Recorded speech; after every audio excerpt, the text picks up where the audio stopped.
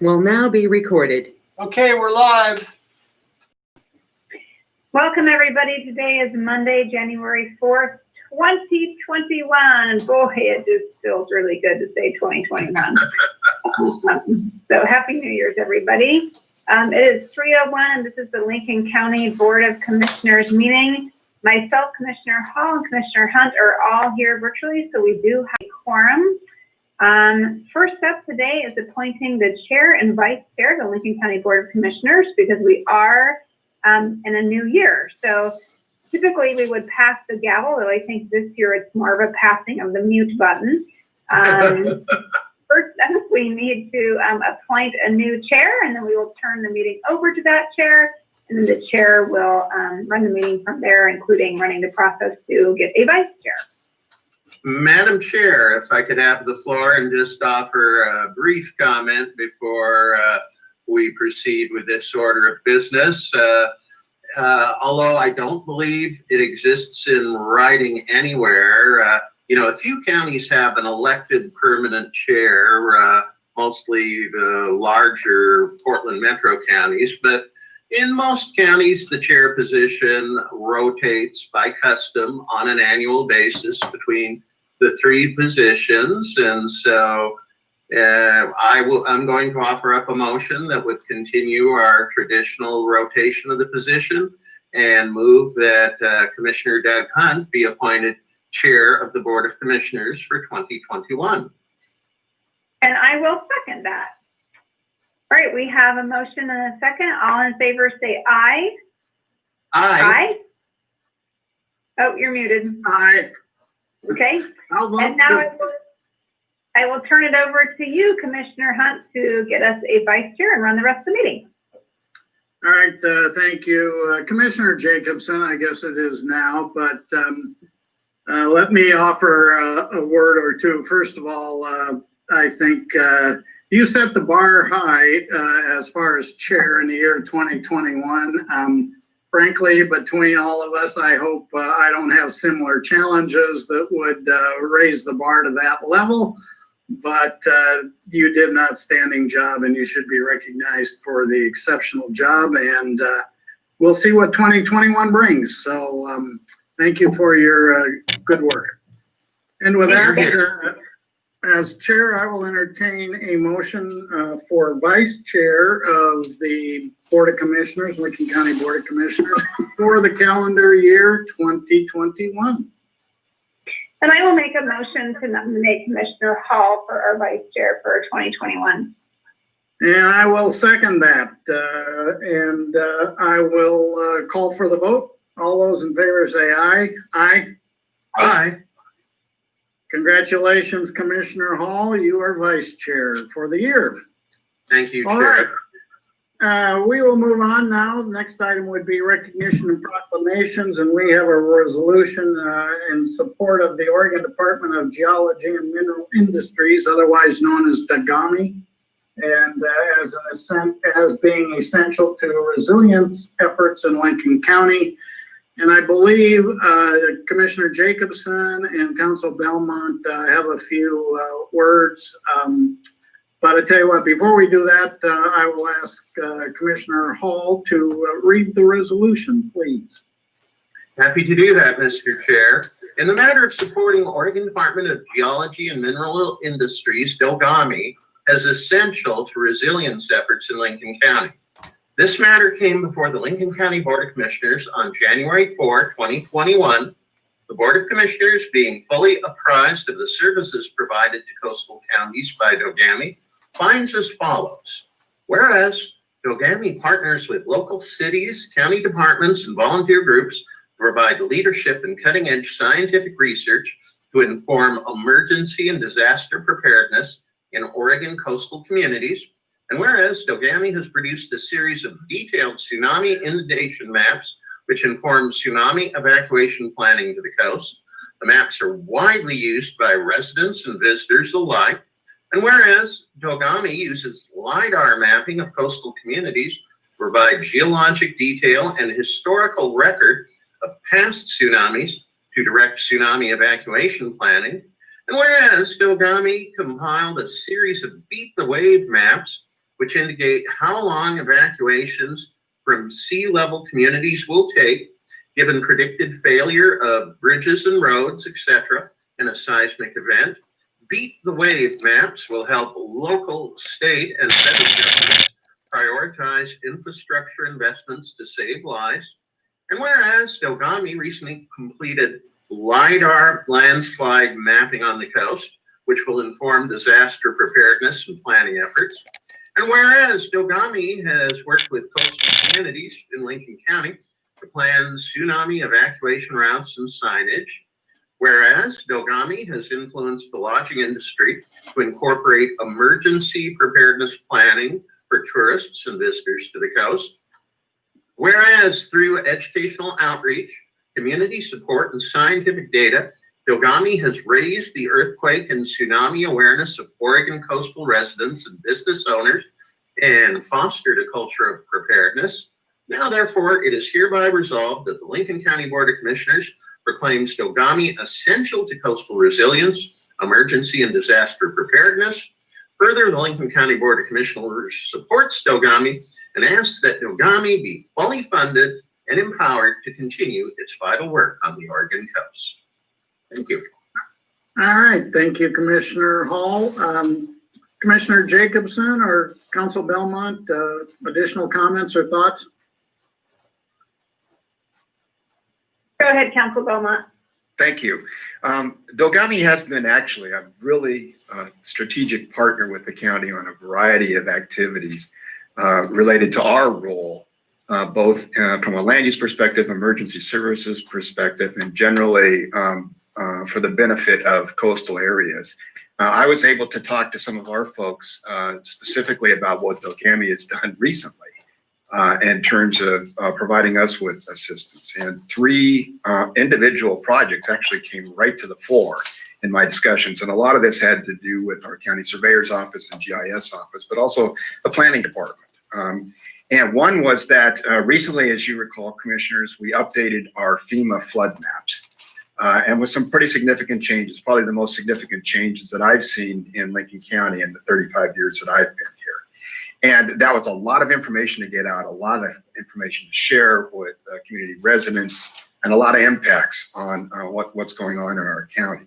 And unfortunately, those the original FEMA flood zone maps had some problems. They weren't quite up to snuff for what we needed to get out to the public. And Dogami resolved a number of issues with those FEMA maps with data that they had developed.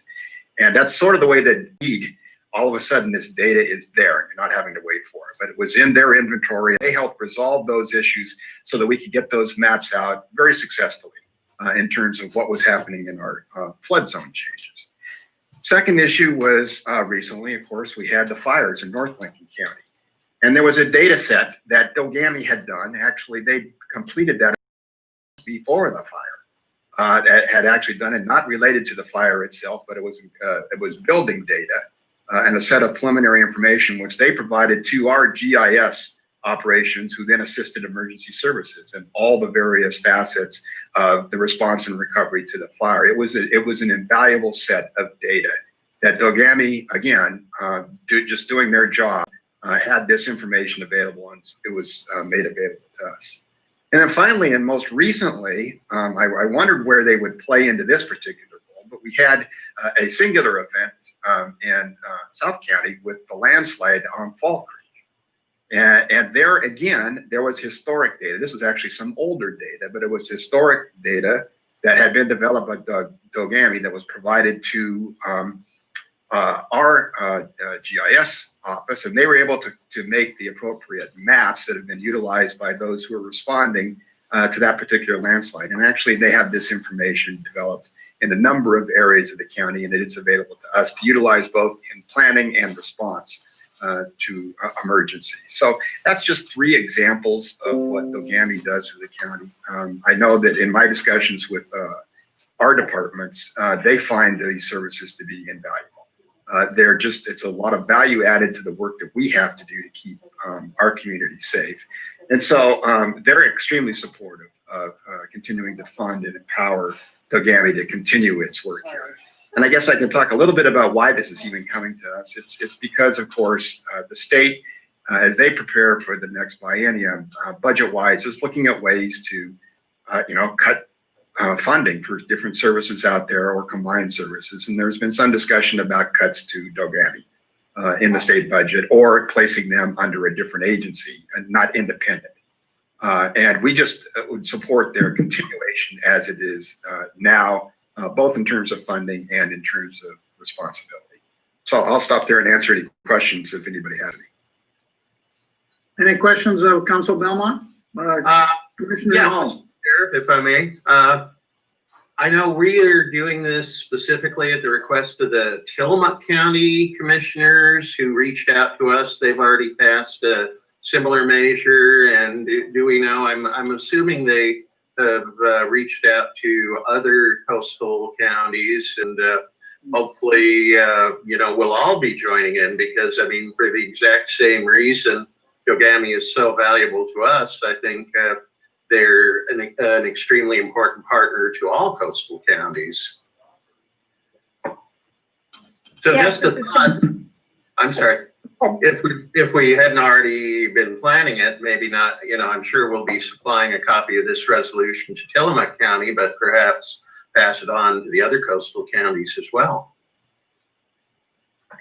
I would just add that as chairs of the Oregon Coastal Zone Management Association, we will be looking at a very similar letter of support and adoption at our upcoming meeting here in the next few weeks to talk about this, and that includes both coastal counties, coastal ports, and coastal cities as well. Well, it sounds like Commissioner Jacobson, you can take our resolution in support of the efforts at the Oregon Coastal Zone Management Association, right? Yeah, we will be looking at this letter and taking it up at our upcoming meeting. All right. Any other comments? I have one last one. I think what has been said speaks well to the criticalness of this service and the value to coastal communities. And I'm a visual guy. Just look at the length of the resolution, look at the complexity of it, look at the detail. I think that speaks to the value of Dogami. So with that, if there are no more comments from commissioners, I'll entertain a motion.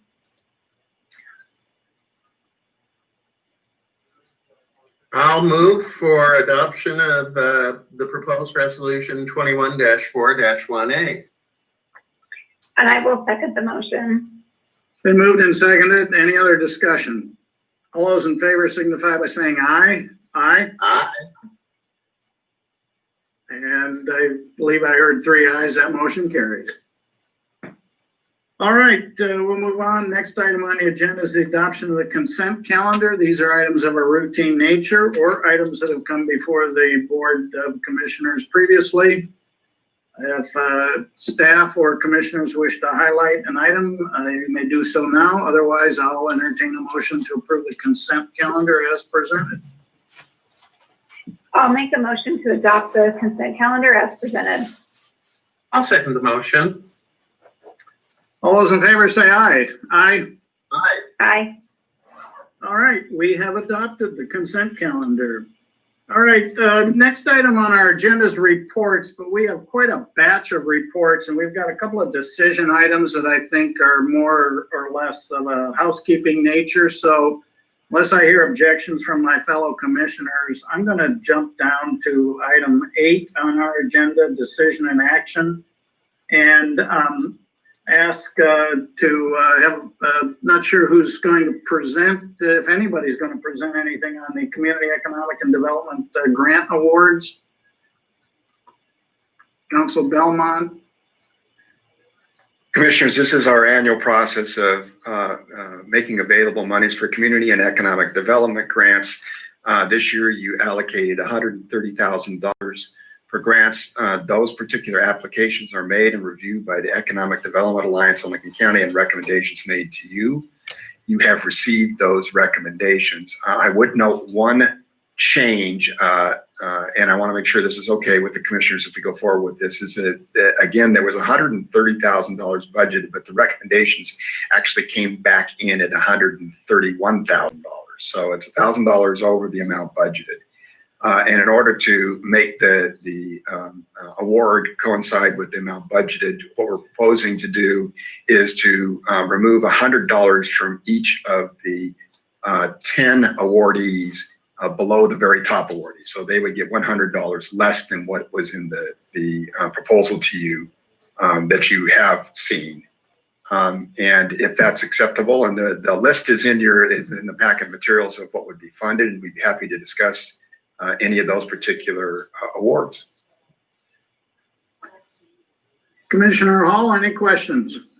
Thoughts? No questions, and I agree with the proposal to adjust the awards to reflect the amount actually budgeted.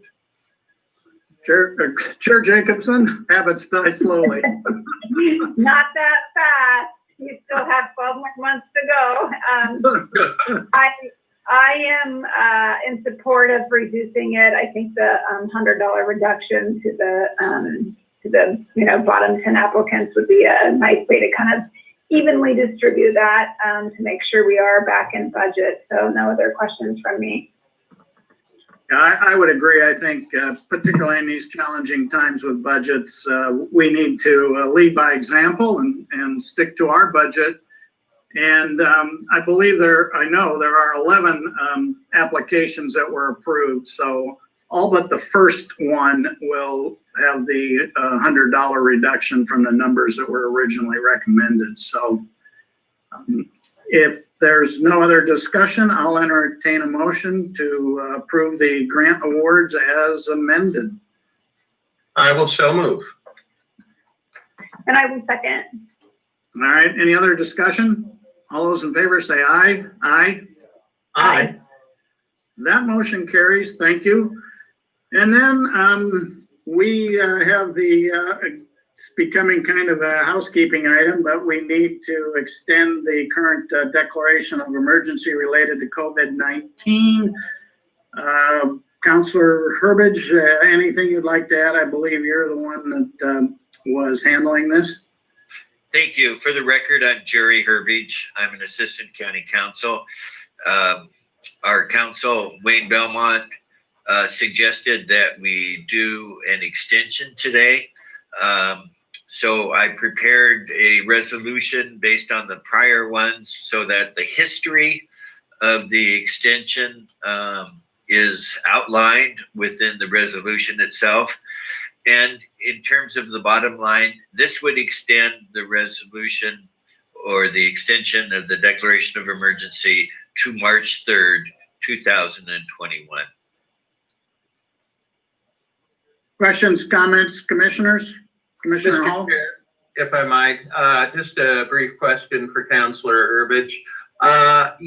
Even though we are now many months into this, I find there really among a lot of members of the public, there's not a good understanding of exactly what a declaration of emergency means, how it empowers local government in a way that it isn't in normal times. So if I'm not putting you on the spot, could you kind of give, I guess, what we call the elevator speech in a nutshell?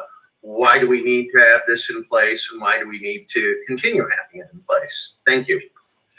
Well, so again, Jerry Herbage, the point of the resolution that's emphasized is that this COVID emergency continues. And this dates back to the first cases in March of 2020. We've actually had some spikes recently. I believe that staff from Health and Human Services will explain that. So the rationale continues from before. And in terms of your question, what it allows us to do is it allows us to, in terms of grants and so on and so forth, to let the world know that this is still a problem. The board has the authority granted for declarations, and And basically you've been following the governor's declaration itself. And so this parallels the governor's declaration, and you have the right to buy in or not buy in on some aspects of that. And the board has generally agreed to follow that. For instance, if we were put to a lighter category, you could go to a heavier category. But this allows you to be active in overseeing the health of the residents of Lincoln County. And so that's in large measure what this does. Thank you. Commissioner Jacobson, questions? Thoughts? Yeah, I do have just a couple of questions. I originally had the same question Commissioner O'Call asked, so thank you for answering that. Councilor Irvin.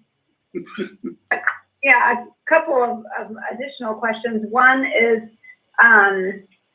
if by March, this emergency was gone, which I don't think we're going to be out of COVID with the way vaccines are looking. We'll know more in a little bit with our update here. Can you remove the emergency order, before that date if you needed to? Absolutely. Okay. The board can do that, and furthermore, it can extend that. But what the board is doing is keeping track, staying on top, and making this parallel to the governor's extension of the declaration of emergency. Yes, and that was my next question, which you just partially answered, which was I remember in the beginning we were trying to parallel kind of that process when dates expired at the state level, and just wanted to verify that we were still kind of following that, and it looks like we are. So thank you. Those are my questions. Thank you. All right. Well, all of my questions have been asked and answered. So if there's no other discussion, I'll entertain a motion to approve the resolution. I'll make a motion that we approve resolution 21-418, the extension of the declaration of emergency related to COVID-19. I'll second the motion. Any other discussion? All those in favor say aye. Aye. Aye. All right, that resolution is passed, and now we'll jump back up to reports. And as I said, we've got quite a list here, and I think certainly some areas that probably have got a higher level than usual level, more interest than usual. Spit it out there, board chair. So let's go to the Echo Mountain Complex fire update. I believe that's Council Belmont. Thank you, Chair Hunt and Commissioners. And I was going to try and highlight four things fairly quickly on the update today. This continues on in the recovery mode. We're assisting the survivors, the community, and with our state and federal partners trying to respond to the needs of the survivors up there, both immediate needs and to rebuild in that community. So the first thing I'll talk about a little bit, and I am going to call on Shelby Houston because I know that she's here for another purpose today, but Shelby is our coordinator for the multi-agency shelter transition team, or MAST, which is underway to on a local level to assist in the transition from Red Cross assistance to survivors to the state of Oregon and local governments now providing that assistance. And that is underway. I know we've been designating appropriate team members locally on the state level. You've been having some interviews, as I understand it, with survivors, trying to make sure that we identify what the needs are and how we can actually address those needs. And I know it's a trauma-informed process, which is great. It's something that really needs to happen in this particular circumstance. But do you want to give us just a little update on where you're at with things, Shelby? Yeah, absolutely. So tomorrow we have the first of our interviews scheduled. I believe we were able to get 3 survivor households scheduled for tomorrow afternoon with myself, Fema, a representative from the state. We have a representative from the CSC on there as well. Next week, we are going to have more of our community partners be able to participate. They just needed a little bit more time to kind of get up and going with the mast and also cover their normal job duties. And so we're really looking forward to that. Just kicking this off tomorrow and kind of learning as we go. We are also in the works of getting 2 other individuals up and going to facilitate these interviews. It's our goal to get through these as fast as possible, so that way the survivors know that they are not forgotten about. That's kind of the feeling that I've been getting with the survivor households that I've been talking to. It's just like they're kind of feeling left out on the limb there. And I want them to know that we're trying to get to everybody as soon as possible. And we're very lucky that we were able to recruit more people to get through this interview process and facilitate it. So, tomorrow we'll see how it goes, and I'm sure we're gonna, adjust accordingly. But so far we're getting together a really good team. And I think we're gonna be able to connect these households to the resources that they need. Thanks, Chubby. The next thing on the list is to talk about the community meetings that are occurring. Mr. Belmont? Yes. Mr. Belmont? I'm sorry, I question. apologize for interrupting, but I wonder if it might be more efficient if we could do questions on each phase as we go along. And Shelby, thank you for that report. And what I was assuming, and I think you indicated at the end, the main purpose of these interviews, as well as assuring the survivor families that they're not forgotten, is to try and connect them with whatever resources are available to help them out of motels into a more long-term stable housing situation. Is that the primary goal? Are there other goals here? Yes, so there are a couple goals. That is the main goal, to first identify these households, do a needs assessment that will connect them with the resources that they need to get into more permanent housing.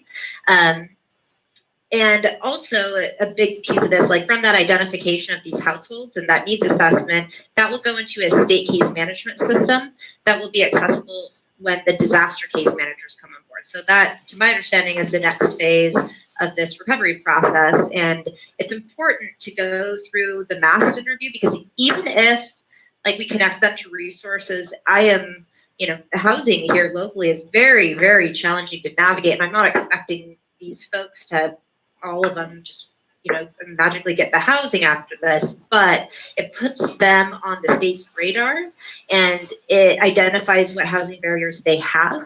That way, the disaster case managers, if they still have to find permanent housing, will be able to do more close work with them when they want.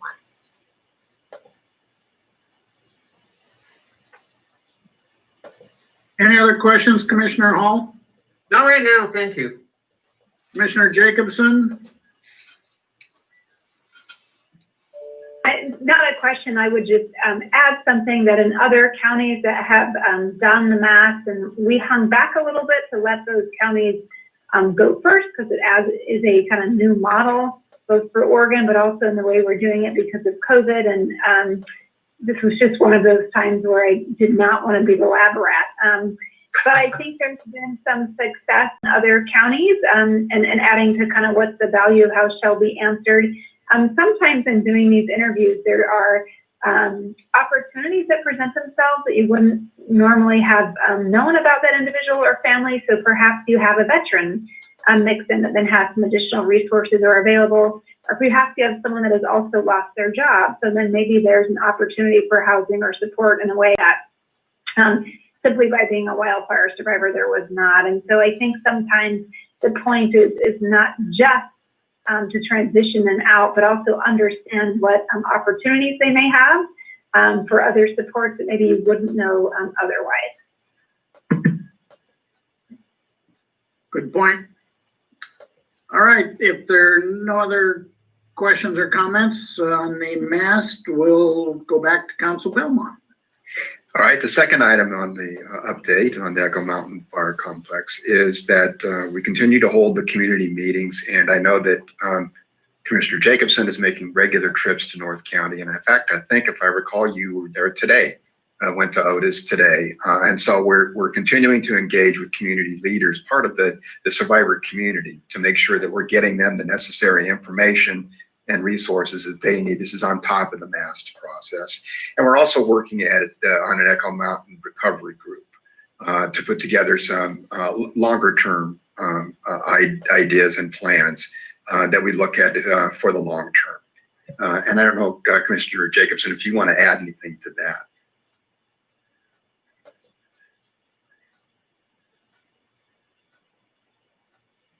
that. We can't hear you. Unfortunately, we're not hearing you right now. There you go. Can you hear me now?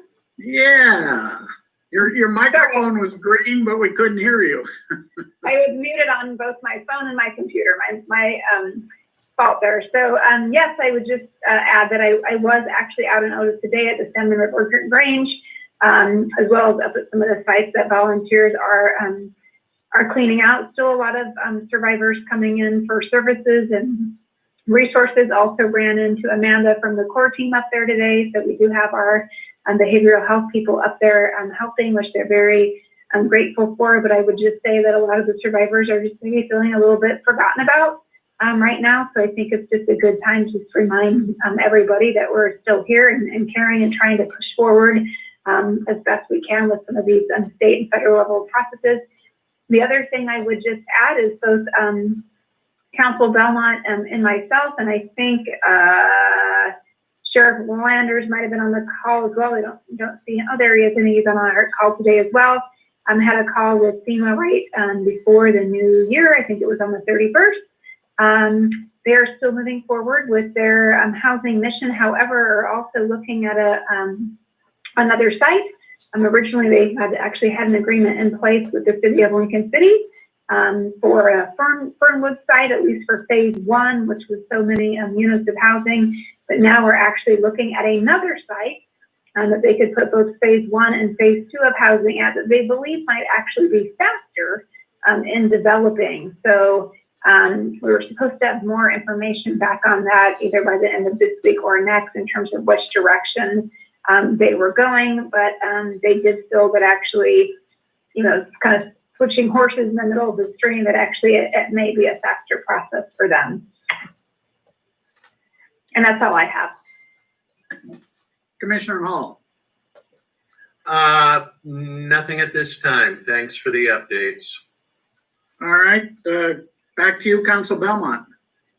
Well, thank you, Commissioner Jacobson. That was bullet point number 3 was the direct assistance for FEMA housing and the update there. And you gave all the salient points there. We will continue to monitor that and see if we can't get some of those options out sooner. And that'd be great if we can do that. So I'll move right into the 4th point, and that is that the debris removal and cleanup is underway. And I was hoping that Paul Seitz would be here. I don't see him on the call. And I'm not sure if Roy Kenyon can give us a little bit of an update, but I know that we're moving forward on that particular aspect of getting properties ready so they can be redeveloped or new housing placed on those places. So Roy, do you have anything you want to add to that? I don't. Paul has actually been out, in and out all day. We haven't actually had any time to talk today, so I don't know if there's been any updates since last time we talked about it. Last we heard, we were still looking at possibly the 2nd week in January, which would be next week. But yeah, I don't have anything to update.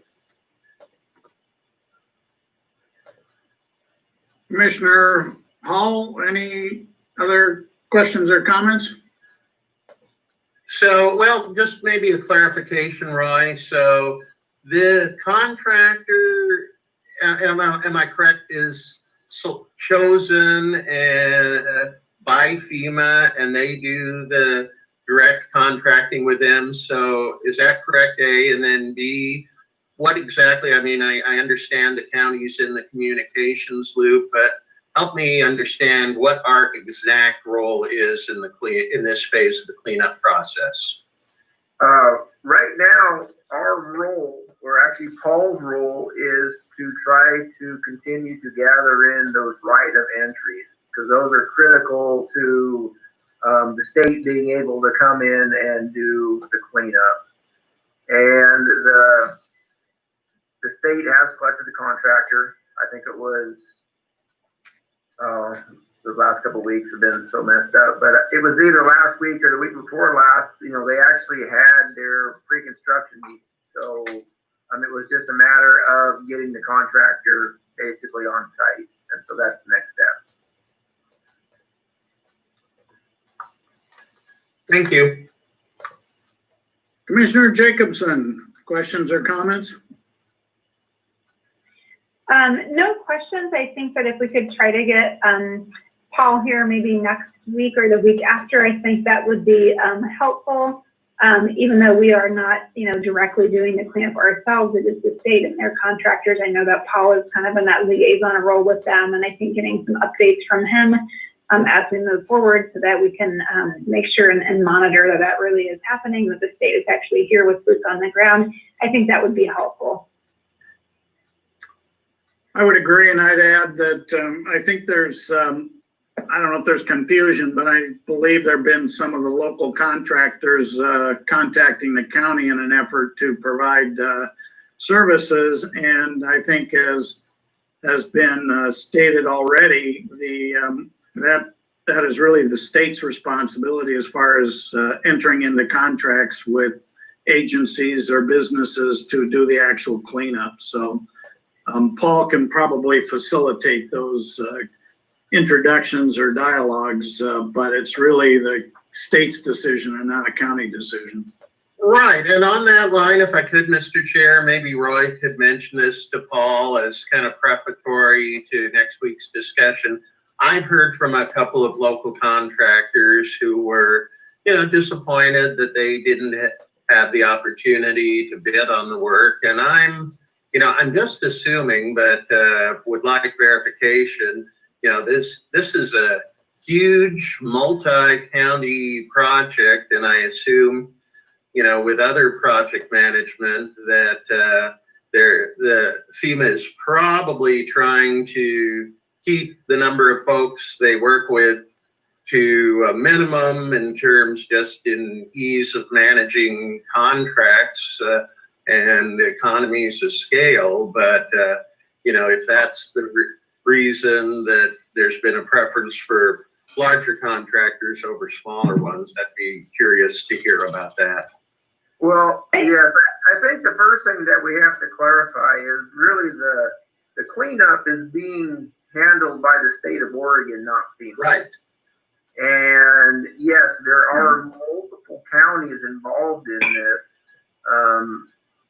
Lincoln County is just kind of a stop on the way between counties. And so they hired a contractor, K&E Excavating, to do all of the cleanup.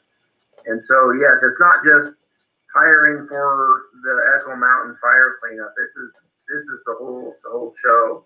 And so it's something that we are trying to make sure that all of the doors are open when they arrive, so that they can come in and do their work.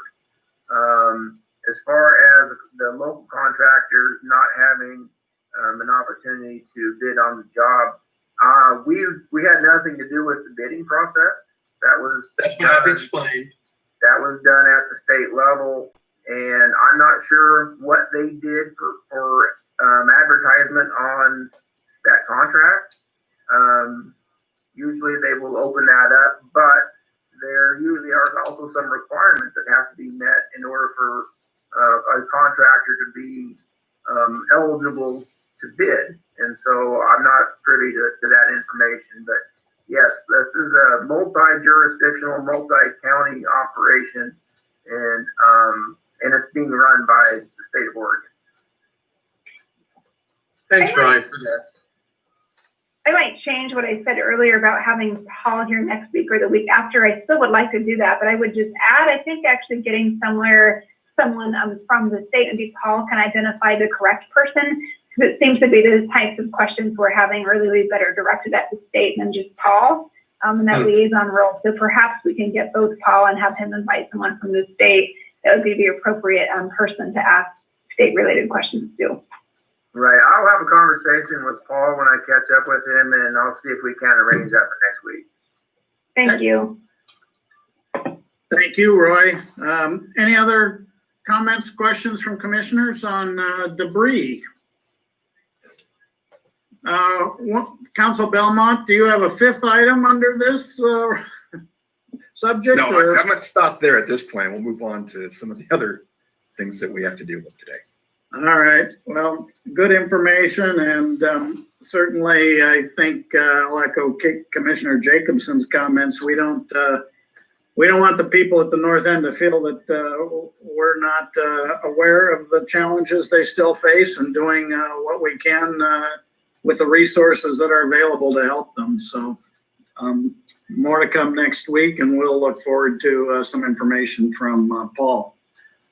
All right, we'll move on to the public health COVID-19 update.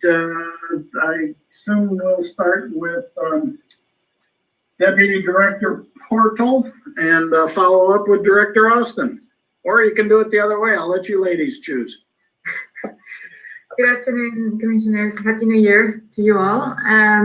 Okay, so we have quite an update today.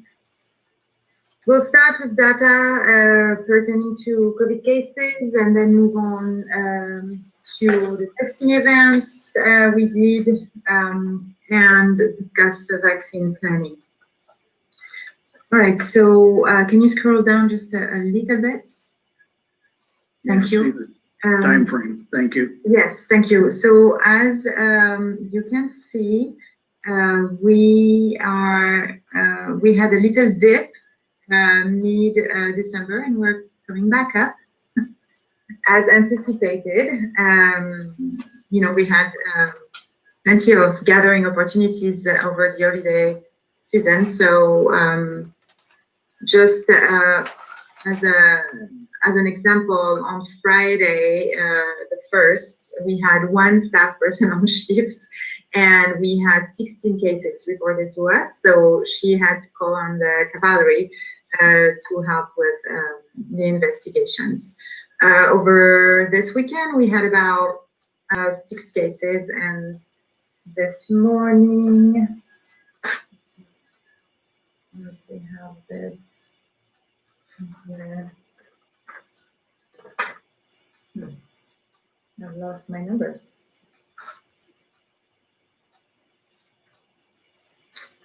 So anyways, I believe, can you scroll down a little bit? I believe that, yeah, there you go. Thank you very much. So for, since the 1st of January, we've had 26 cases already. So, and in December, we had a total of 247, which was quite a steep increase compared to the previous months. You can scroll down. Thank you. So now for the cases and case rate, as predicted, we are for the week of 12/20/2020 to 1/2/2021 back over the 200 cases per 100,000. Which puts us possibly back in the extreme risk category. But this week is a warning week for us. And we will know next Monday if we're moving back up or if we're staying in the high risk category. So I have a question. This is Doug. I guess based on the trends, what's your feeling that what do you expect to see happen this week? In other words, do you expect we'll be going back to the extreme, or are we going to eke in under the extreme into the high risk? And I know you don't know the data, but based on what you're seeing over the weekend and most recently, what do you think? I think we might go back up. Yeah. Yeah. I think we might go back up, but We're right on the edge. Yeah, we're right on the edge, exactly. So if we keep climbing, then for sure we'll be back in the extreme risk. Yeah, it's very hard to predict at this time. Other questions or comments at this point from my fellow commissioners? Commissioner Hall, Not at this point, thanks. Commissioner Jacobson? Nothing from me at this point, just kind of fingers crossed that we navigated through Christmas and New Year's and won't see a huge spike in cases then. I suppose this week we might start seeing cases related to Christmas, but I just hope that, we are okay through the holidays we just had.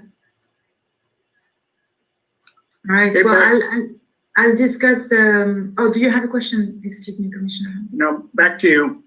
Okay, thank you. I wanted to give you some data about the 2 testing events that we conducted. So, Okay, excuse me. Sorry, I didn't realize you're going to change direction. So I do have a question. okay. This graph or chart that we have in front of us is one of the 2 criteria that are used to determine what risk level the counties are in. Is not the other the percentage of positives?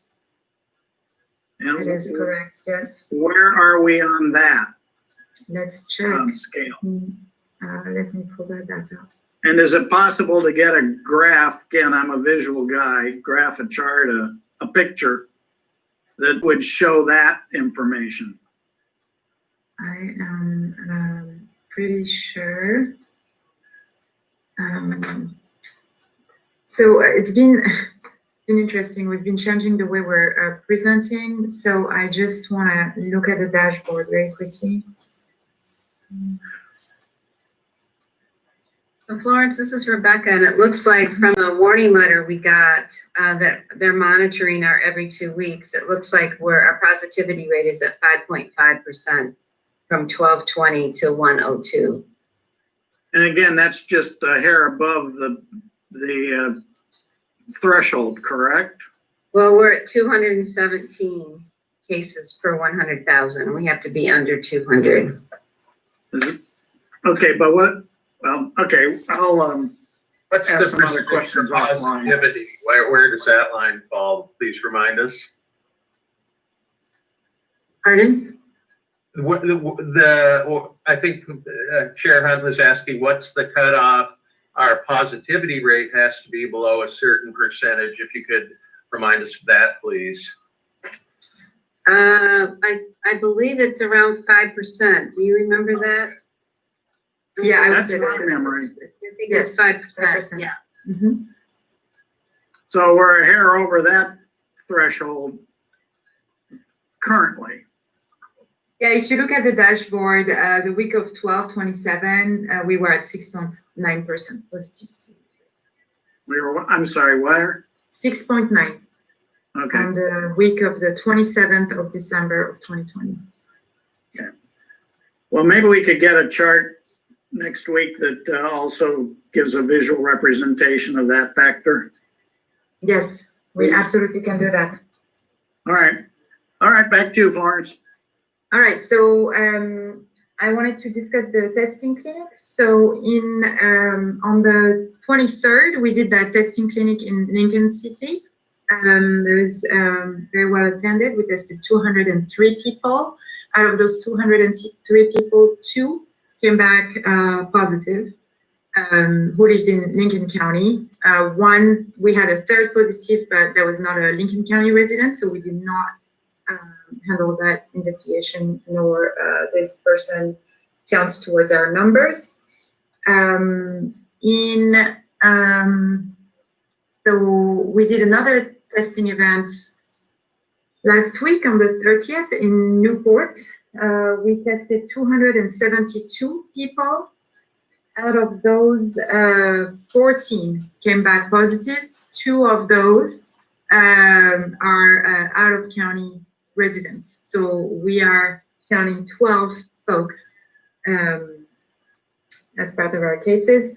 Those reports came in on the 1st.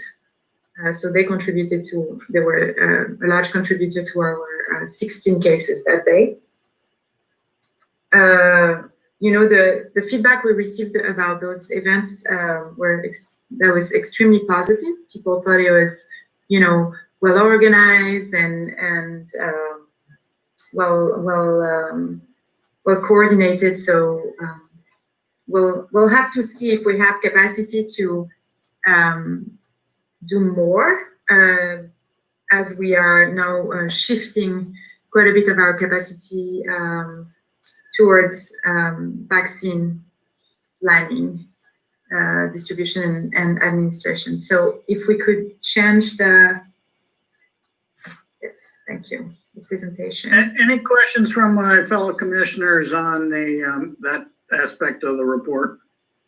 No, Mr. Chair, Florence's last statement answered a question I've had from a couple of constituents, whether we would be doing any more free testing events, and I'd already told them I didn't think anything had been scheduled at this time, and certainly it's understandable with the with this evolution that I know staff's got some very tough calls and use of limited resources, so appreciate the info. I do have a question. Of those 14 people, or I guess of the 16 people, including the 2 in Lincoln City and the 14 in Newport that tested positive, were those mostly asymptomatic people, or those people experiencing symptoms that came and got tested? Okay. I don't know. Thanks. Can find out though. But following up on that quick math, I mean, if ballpark, you say 15 out of how many tests total? So I think out of Newport, we had 12 positive people who reside in Lincoln County, where there was 1 resident of Louisiana and 1 resident of Benton County who got tested as well. So, but those were not reported to us. Okay, so that's 12 positives in Newport and 2 in Lincoln City for a total of 14. And between the 2 locations, how many total tests were conducted? About 500, shy of 500. 200 and 475. So my quick math says that 10% would be 50 and 5% would be 25. So quick math says maybe, at least based on that information, we're under the threshold. So maybe a good omen. All right. If there are no more questions from my commissioners, back to you, Florence, and talk about vaccinations. Yeah, so I just want to follow up on Commissioner Jacobson's question. Commissioner, are you interested in me looking at those 14 positive total and look at to see if they were symptomatic or not? Yeah, I'm just curious. I know that we have had several outbreaks related to gatherings. I know we still average decently high on people that are simply community spread. So I was just kind of curious to know where that particular testing event was falling with those positives. Okay, I'll take a look. Yeah, my apologies, Commissioner Jacobson. I missed that question. Good question. All right. All right, vaccines. On to vaccines. So, as you may know, we have entered phase 1A of vaccine distribution and administration in Oregon. Phase 1A focuses on healthcare personnel and long-term care facility residents and staff. The state of Oregon and the Oregon Health Authority have come up with a sequencing plan for this group of folks and have identified 4 subgroups within phase 1A. So I'll go through those groups. Group 1 includes hospitals, skilled nursing and memory care, EMS, and other first responders, including of law enforcement. Group 2 includes other long-term care facilities and congregate care sites, hospice, mobile crisis care, secure transport, and individuals working in corrections. Next slide, please.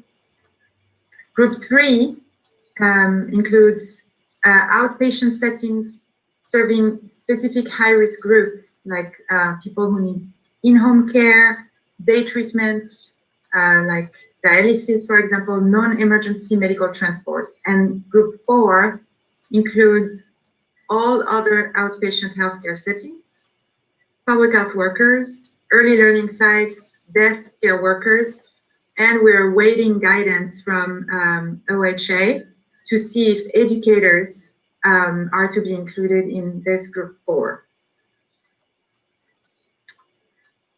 Questions before I continue on? Questions, commissioners?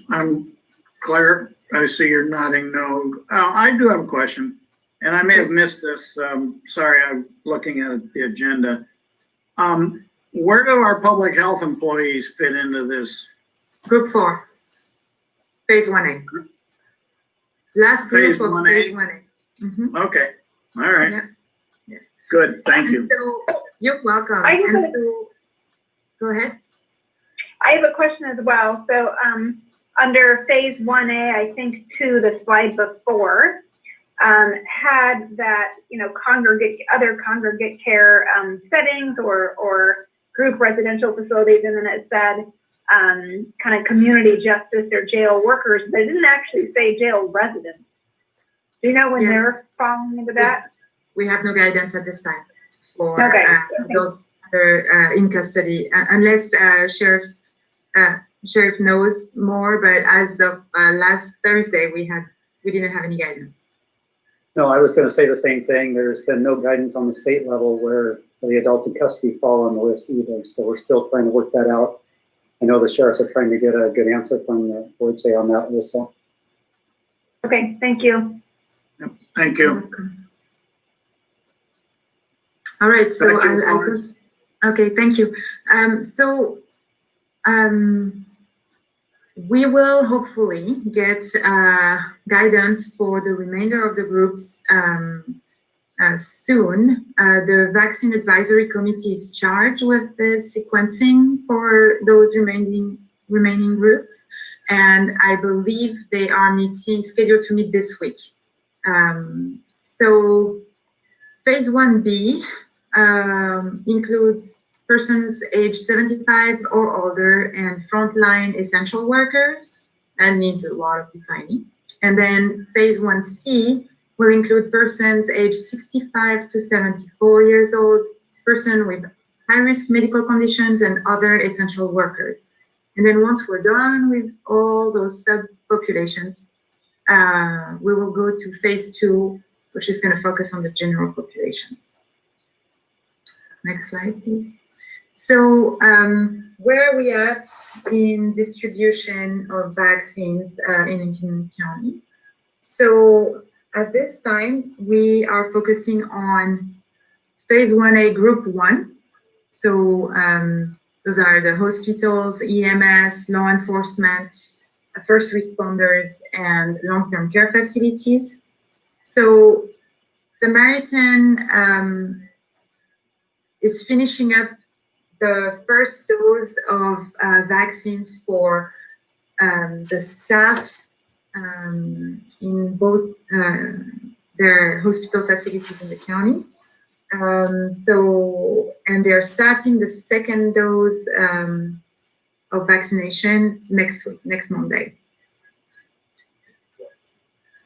We learned last week that both public health and Pacific West Ambulance were receiving vaccines the day before we received them.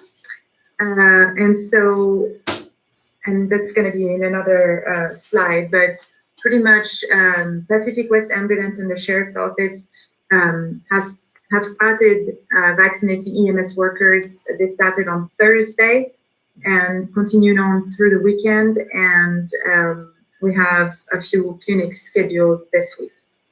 Avamere, as well as most of the long-term care facilities in our county, have registered through the Federal Pharmacy Partnership. And so they Pamir started receiving vaccines through Walgreens. I believe it was last week or the week before. There was vaccinations for their residents. They were able to vaccinate everybody. And I believe sometimes next week, they will go through the second dose for their residents and the first dose for their staff. The Confederated Tribes of Siletz Indians has received vaccines as well and started vaccination last week of their staff. Next slide, please. So here are the numbers we received this morning from Samaritan Hospital. As you can see, they've vaccinated a total of 695. And this week is what they're calling the cleanup week, where they're really trying to reach back out to folks who are eligible to receive the vaccine and who have not received the vaccine yet, either because they were not wanting, they weren't sure, they were hesitating, or because they were out on vacation. So they're finishing up, reaching back out to all those folks. And then next week, they're starting on the second dose administration of vaccines for those about 700 people. Next slide, please. So as I mentioned last week, we received 100 doses of Moderna vaccine in public health, and 400 doses were received of that same vaccine by Pacific West Ambulance. So when we found out, we set up a multi-agency coordination group that is made of our hospital system, EMS representative, ambulance representative, first responders, firefighters, and law enforcement, to really start coordinating and planning how we want to go about distributing and administering those doses to folks who fall in this group 1 category. In order for us to do that, we had, thanks through the work of the Emergency Management Office, we were able to develop a survey. The survey was based off of the sequencing plan that OHA put out. And we distributed that survey to all Group 1 partners and organizations in the county, asking them to let us know, how many staff do you have in those categories, and out of your total staff, how many are wanting to receive the vaccine? Are you willing and able to administer the vaccine yourself to your own team? If so, are you willing and able to enroll your organization into the vaccine system that has been set up at the state level? And then for future planning purposes, will you be willing to loan some of your vaccinators when it's time for us as a community to organize vaccine clinics for the rest of our people? Our Group 1 folks responded to the survey, and as you can see, so far with the data we had in the system as of this morning, 419 staff are eligible to receive the vaccine. Out of those 419, 292 have opted to get vaccinated. That makes, we're about at 69% of the total workforce, which I think is pretty encouraging, actually. And so we received the vaccine on Wednesday, and on Thursday and on Saturday, both Pacific West Ambulance and the Sheriff's Office were able to vaccinate about 70 people, which, that we had almost no notice from the state about when we would receive the vaccine. So that, I think, is very impressive. And I'm very grateful for the partnership we have with all those organizations. Next slide, please. Okay, I'm gonna stop here to see if you have any questions before I move on to what our next steps are and what we're working on. Questions, Commissioner Hall? Thank you, Chair Hunt. And first off, I want to thank Florence. This has really been a very informative presentation.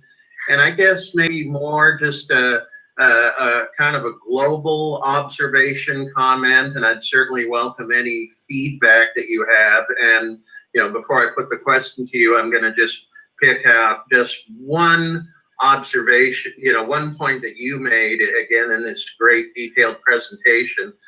I'm having a lot of members of the public reach out to me. You know, they're looking for answers, and of course the key answer is, when will I be able to get vaccinated? In one case, a gentleman who I believe by both age and underlying conditions is in a priority group, and yet he says, you know, he's reached out to his own provider, to Samaritan, the Oregon Health Authority, and the answer seems to be, you'll get it as soon as we have it available. But I mean, it just really struck me that you mentioned, you know, and some people assume that the county, you know, has some kind of back channel or secret information pipeline. And I always tell them that public health does a remarkable job of keeping us and the public in the loop about what's happening. But the fact that you told us that we received notice one day that we were getting a supply of vaccine and it arrived the very next day, you know, suggests that for whatever reason, there doesn't seem to be a lot of opportunity, at least in these early stages, for long-term planning and communication. Is that a fair observation, or, you know, am I reading too much into this? No, I think it's very fair observation, Commissioner Hall. And actually, we've been having kind of the same questions. And last week, in one of the meetings with the Oregon Health Authority, I asked, you know, like, okay, can you please provide us with some context as to what your reality is? Because it seems it's been hard to be able to plan with what folks have to understand is that we are receiving information, like the information is being trickling down, and we're asked to plan with pretty much no guidelines or not a one way to do things across the state. It's really left up to every communities in Oregon, and as you know, every state is kind of having a different approach and all that. And anyhow, we got context, and pretty much the state was telling us that they have had a really hard time getting information from the federal government, and also that the supply of vaccines, so they were told, hey, you're going to expect that supply of vaccine to arrive, and so they had a plan in place, and they have received less vaccine than they were told they would receive. So that also makes it, more difficult for them to not tell us at the last minute, because they also are notified kind of at the last minute of the allocation of vaccine and when the shipments are going to arrive. So I think it's just a trickle down to us, like as soon as they know, they let us know, but because they don't know far in advance, that makes it a little bit hard. And to the I feel very sorry for folks, because there is this, we have all that information that comes from the national media about the vaccine is there, and everybody's going to get it, right? But it's a gigantic logistical undertaking, and the state of Oregon really is focusing on first responders and hospital and healthcare workers, because those are the people who care for folks who have COVID, and we need to make sure that they're protected to be able to care for the rest of us. And there are quite a lot of people in those professions, and it's going to take some time to get through them. And also people have to remember that this is a 2-dose vaccine, right? So people have to go through the first dose, and then 28 days later, we have to go through the second dose, because this vaccine is proven, its efficacy is only been proven when the person has received their second dose. So it's going to be very, very important for everybody to realize that and to get their second dose. So we're going to try to do, and so first I want to be extremely transparent with the community, right? And this is also the reason why we decided to set up this multi-agency coordination group, because we wanted to make sure that folks were involved in the decision-making process as to who is getting prioritized, when, and also to give folks some decision-making authority, right? And we didn't want to be the only ones making those decisions. So transparency is definitely at the top of the list. And as soon as we get a better sense of how many doses to expect on a weekly basis and availability of folks to set up vaccination clinics and things like this, we will definitely be able to hopefully put some type of a time frame and a timeline for people to get a better sense of when they might be able to receive the vaccine. But I would say like I think it would possibly take 1 to 2 months to go through phase 1A before we can move on. And I think I'm being pretty optimistic at this time. Thank you very much for all this context. And again, I think I said it at the beginning, but I'll underline again, kudos to you and to the entire public health team, carrying out these really Herculean labors. You have also been, I think, exceptionally transparent with us and the public in getting information out there, even to say we're still waiting for information as well, which is often the case here, it seems. Commissioner Jacobson? Yeah, it was just a few minutes ago going through these slides that I, first sent out the sheriff's office has been involved in actually distributing vaccines and giving them. I knew that some of our first responders would be able to receive them, but I was not aware that we actually helped in doing this. So I guess I'd just like to hear from Sheriff Landers. I see that he's on which staff that was helping distribute, and yeah.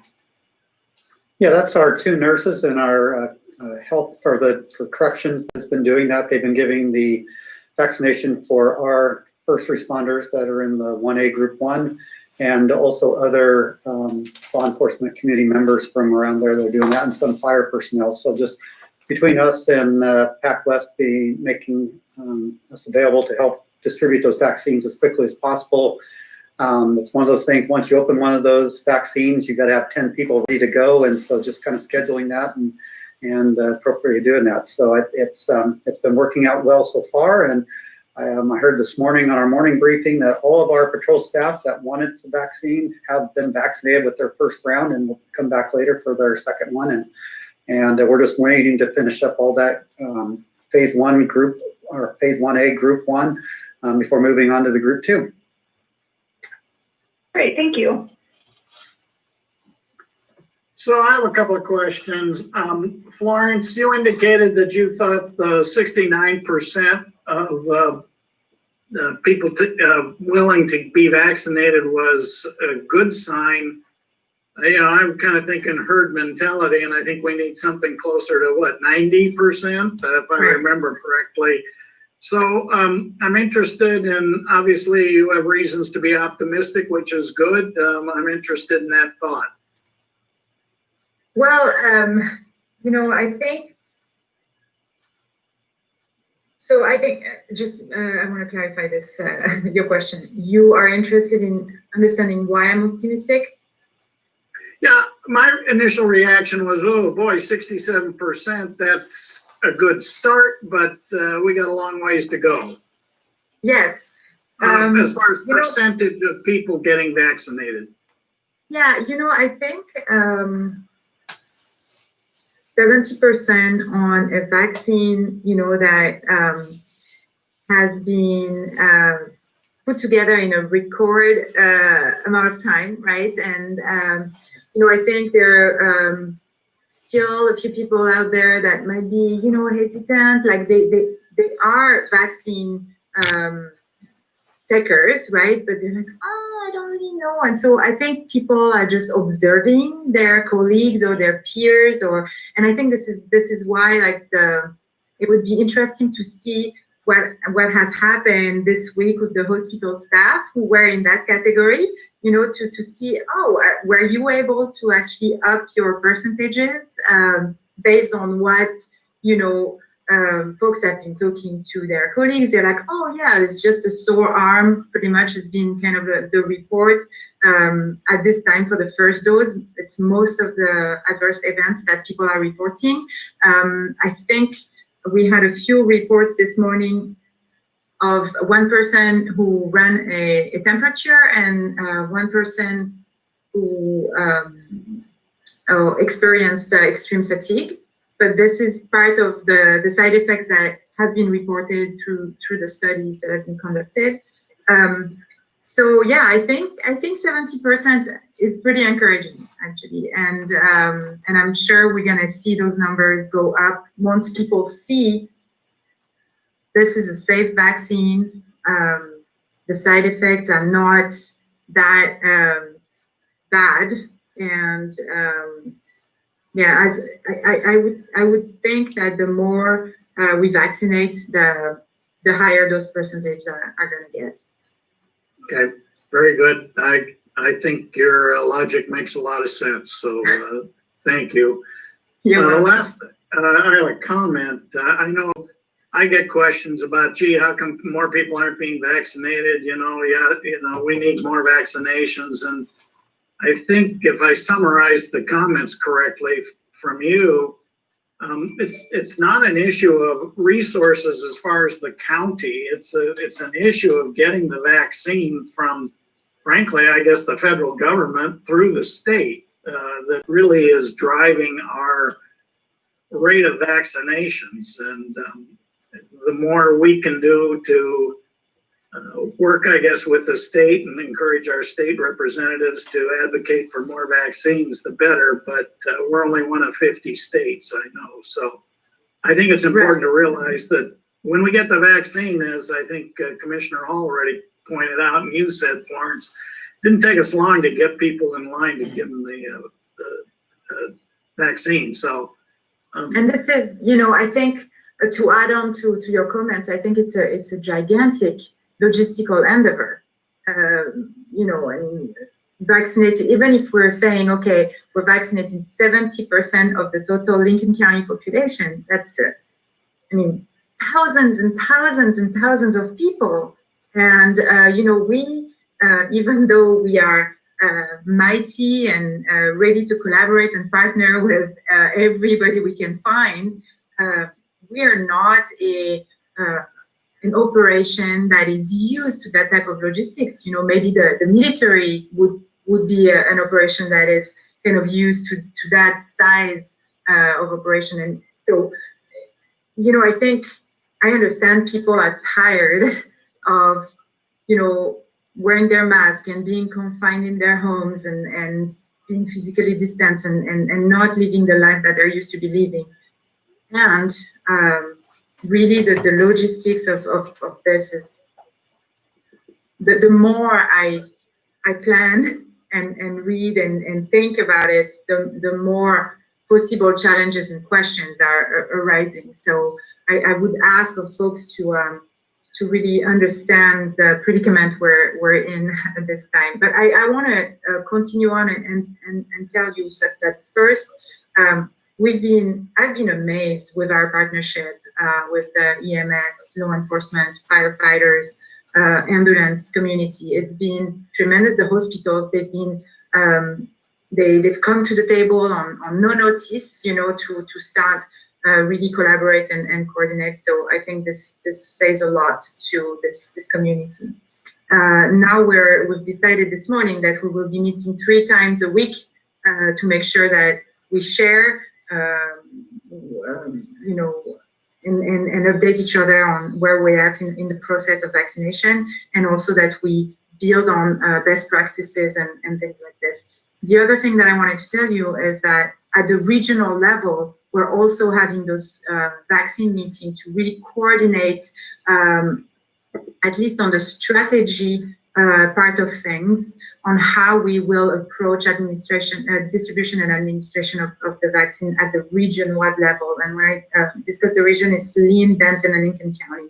And that's been also extremely helpful because we all have different expertise and experiences, and we are really trying to build on what we're all doing so that we're not recreating, you know, the wheel, and we're building on each other's strength and experiences. So that's been extremely good as well. Next slide, please. All right, so here we are. We are actively planning and working on figuring out what is going to be the best way to move this vaccine administration forward. We've been thinking about vaccination sites and other distribution options. So I will definitely let you know as soon as we're making more leeway in that regard. Also, I just wanted to give kudos to Susan Traxel because she's the one who put the presentation together for us today. So I don't know that I would have had time to put it together. So, and her team is also going to be working on a dashboard to show kind of the community, the progress we're making, and continue on with this transparent communication when it comes to vaccine distribution and administration. And so as we are working on making sure that group 1 of phase 1A are being vaccinated, we're also simultaneously working on planning for the next group. So there is plenty of work in our plate. I don't know if there is another slide. Okay, questions? Questions, comments, Commissioner Hall? No more questions for me at this time. Again, thanks for a very comprehensive presentation. You're welcome. Commissioner Jacobson? No questions, but I would just comment that, you know, please reach out to us and have us help how we can. I know this is a huge undertaking, not just for public health, but for our community. I mean, we have 50,000 people in this community, and so even if 60% get vaccinated, that's tens of thousands of people. So just please keep us in the loop, but also reach out and please ask us for help and how we can, you know, best work with you to make sure we can get the resources and the help and the partnership. It sounds like all that is going well, but please reach out and ask us if there is, you know, a tree we can shake to help get some fruit down or whatever needs to happen. Sounds good. I'll keep that in mind. Shake a vaccine or two out of that tree. All right, any other information from public health? That's it on my end. Rebecca? All right. The Director Austin? Yeah, no, I guess I think Florence did a great job really explaining where we are, and I love that we're being transparent and that we're involving our community partners in the decision making.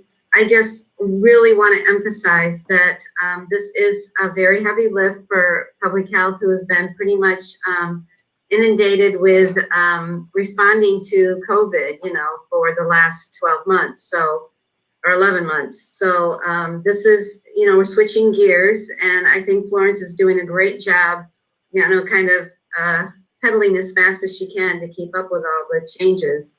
And the other thing to keep in mind for the public to kind of remember is that there is really no federal infrastructure in place to help us really undertake this huge endeavor. So we are hoping as the months go by, though, that there will be infrastructure put in place and we will be able to predict better when we will be receiving vaccine so that we can do a better job in planning and making sure that our community gets protected as quickly as possible. So I appreciate you offering us your support again. I've always felt like we've had it, and I really appreciate that, and I know the team appreciates that.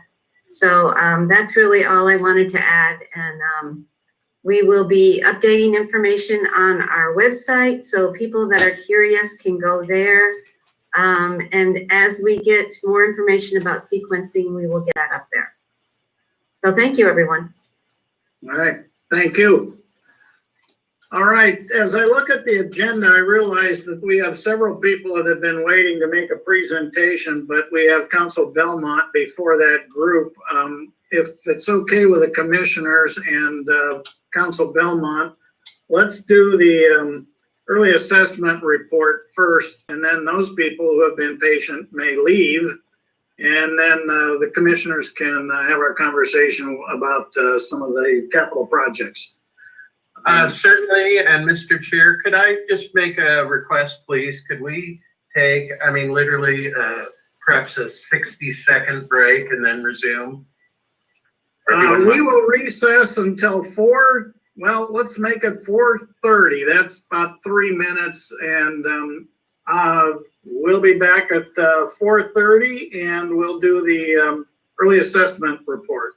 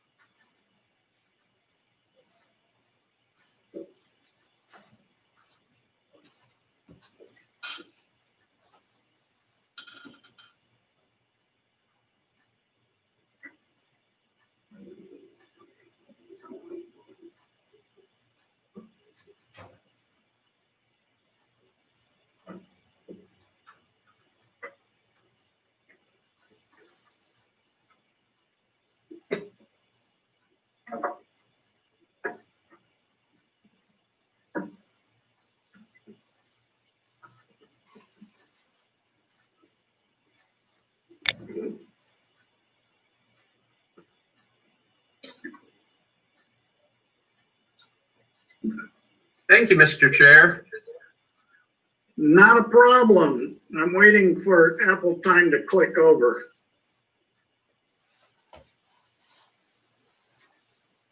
Watch pot never boils.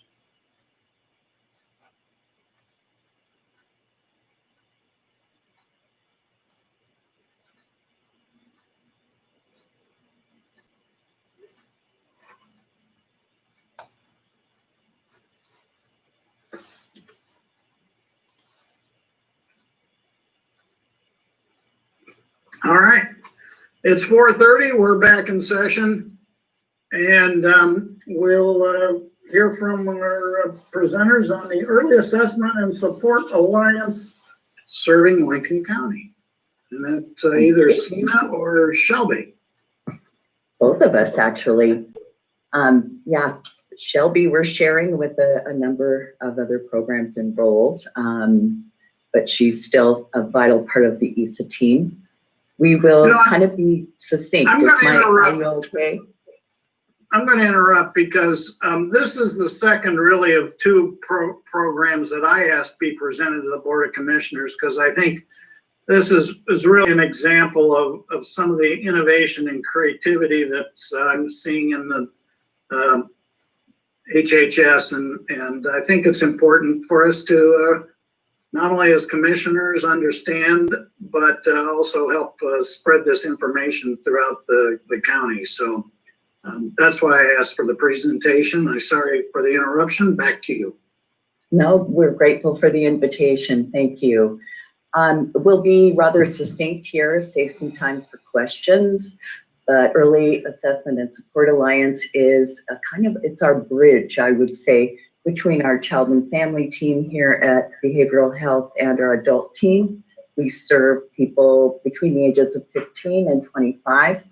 And our focus is early psychosis or first break psychosis, as well as identifying folks who may be critical at risk for a psychotic break. So I think we're building on a theme of optimism and hope here. So our team is Sina and Shelby. We also have our psychiatric nurse practitioner, Patty Jarrett, who is certified to also treat adolescents. Nate Fingerson is our new therapist on board, and Cindy Moquin provides our nursing and medical support services for us. One of the unique things I think about the team is we all interchange hats. I think the only thing we can't share are providing injections or writing prescriptions. But as far as rolling up our sleeves and taking on various roles, we kind of depend on the relationships that we have with our folks, our participants and their families. Next slide. Magic. Maybe next slide. Christy, there we go. Thank you. You want to take the? So I'll take this. So Sina covered some of the basics of ESA, but just to cover all the points, we are a 2-year program, and we are as focused on doing outreach like we're doing here today as we are on doing treatment. And that's really because to identify this population that we serve, it's critical we identify them within this very small time frame, and that takes a whole town to do it. It takes everybody knowing about this program and hopefully being able to recognize some of these early signs and indicators as an opportunity to get us involved and provide some early support to these youth. So we serve folks age 15 to 25 who have either experienced a first psychotic break within a year or who have some of those really early signs that they might be just about to experience a break. And it's our goal to provide very rapid treatment, rapid response and effective treatment. So when we receive a referral, have a 2 business day response time to begin the assessment phase of seeing if we are the right program for them, or if not, work on getting them to the right program. So Shelby, this is Doug. I'm going to interrupt. And maybe, I don't know if there's a short answer, but what is a psychotic break? We'll get to that one too. Oh, okay. It certainly varies, and we do have a little bit. I've even seen a presentation at the Health Council, so anyhow. Well, we'll certainly touch on some of the I think, early warning signs and indicators that we ask people's peers, families, teachers, folks in their circle of support to be able to identify, to know when to make the appropriate referral. Often, I think, Commissioner Hunt, you're thinking about too, how some of these behaviors often look like normal teen behaviors and stay under the radar for a period of time before they're really recognized as causing people problems in their lives. So Psychosis is just one definition. We also like to highlight that most human beings are at risk for experiencing psychosis if you've stayed up too late for too many nights in a row, or perhaps accidentally took that medication twice. But there are lots of factors that can cause some unusual kind of changes in reality or perceptions for all of us human beings. So next slide.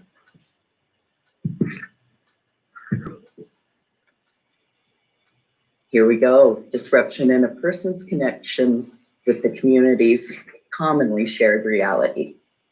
A lot of reasons why someone can experience such a break. It can also not at all be related to a psychotic disorder, and that's one of the things we have the privilege of being able to rule out with some very specific assessment tools. So we treat the type of psychosis that's related to the diagnosis of the at-risk state, kind of a pre-schizophrenia or even a bipolar kind of state. Next slide. And Shelby. So there are a bunch of different reasons that somebody might experience psychosis, like Zena was talking about, but the causes of the type of psychosis that ESA treats really are an interplay between genes and the environment. So what we're seeing is if somebody has somewhere in their family history, and they might not even have it identified as, you know, a relative who has a psychotic illness, but it could just be grandma was kind of, you know, had a lot of energy sometimes, and sometimes she had no energy, and you know, grandma was a little off sometimes. If they have that family history, and then they have a stressor in their life, like I would say the pandemic has brought on a lot of stressors for folks. Other common stressors we're seeing is chronic marijuana use at an early age. Also just, you know, instability in their life, which a lot of people experience just growing up in poverty and the chronic stress that comes from that. Any of these stressors can be that tipping point to bringing out these underlying conditions of psychotic illness. Thanks, Shelby. Yes, I think Commissioner Hunt, too, the timeliness of our ability to present this information, given so many of the stressors that are currently happening, the isolation, youth not having a lot of peer contact, team contact, the things that we know can be resiliency factors and really promote stability can be job and the structure of school and supportive relationships. And so many of those things are diminished for our young people right now. So it is more common than you think. Anyone can develop psychosis. Many people see or hear things that others do not, or have some ideas we might call a little bizarre or unusual. Does affect 3 in 100. Usually first onset is around age 15 and 30. Psychosis often in men, we see signs earlier than we do in our female population. Next slide. Thanks, Christy. This one I will talk about. It just goes with the other one, Shelves. We do like to highlight if you're having some kinds of perceptual experiences that are changed or altered and they don't cause you a problem, we're not treating that. Some people may have had a loss in their lifetime with someone they're very close to. Perhaps they're seeing visions of that loved one before they fall asleep at night. But if it doesn't cause them distress or interfere with their quality of life, we don't even diagnose that or offer treatment. Next slide, Christy, thanks. Go for it, Shelby. So common symptoms of psychosis that we hope folks can be aware of are, of course, we all think of hallucinations. So that's seeing, hearing, feeling, tasting things that other people don't. feeling overwhelmed by sensory information. So suddenly the lights seem really bright, noises seem really loud, just what the stimulation, you can't filter that from coming in, and it's very overwhelming. Confused thinking or speech, so not being able to string words along in a way that makes sense for the context that you're in, and people are having a hard time understanding you. Ideas of reference, this would be like if this is attributing personal meaning to small things in the environment. An example of this would be, you're watching the news and they're telling this story about this thing that's going on, and all of a sudden you think that the newscaster might be speaking specifically to you, and that there is this plot that's going on that has to do with you. Delusions are a belief in an altered perception of reality that is held despite all evidence to the contrary. So an example of this would be, if you tell me the sky is blue, I am convinced it's not, because the sky is clearly pink, and it's just as clear as that. And there's no way you're going to convince me of that. That would be an example of a delusion. Or just difficulty doing ordinary things. So problem with memory, attention, putting thoughts together, any sort of cognitive difficulty like that.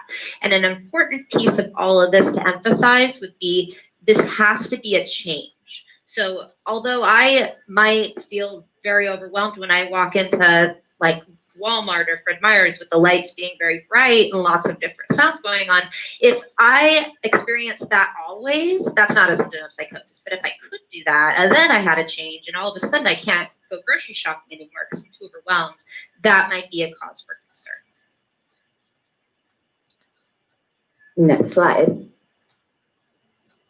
So psychosis risk, we pretty much look at, I would say, just a little lighter end of that spectrum, so that sensory sensitivity, but kind of anxiety and not knowing why can be one. Depression, some unusual isolation. We've had parents talk about, he just didn't come out of his room for a couple of weeks. I just thought he was being a regular teen. Kind of the physical changes too. We've had a participant who had been a successful athlete who no longer could even perform some of the basic skills required for his sport. So we think about kind of altered sense of reality as well. Is this real or a dream? Kind of just thinking a deja vu experience can be also expressed. So these are just some of the symptoms of psychosis risk syndrome. Next slide.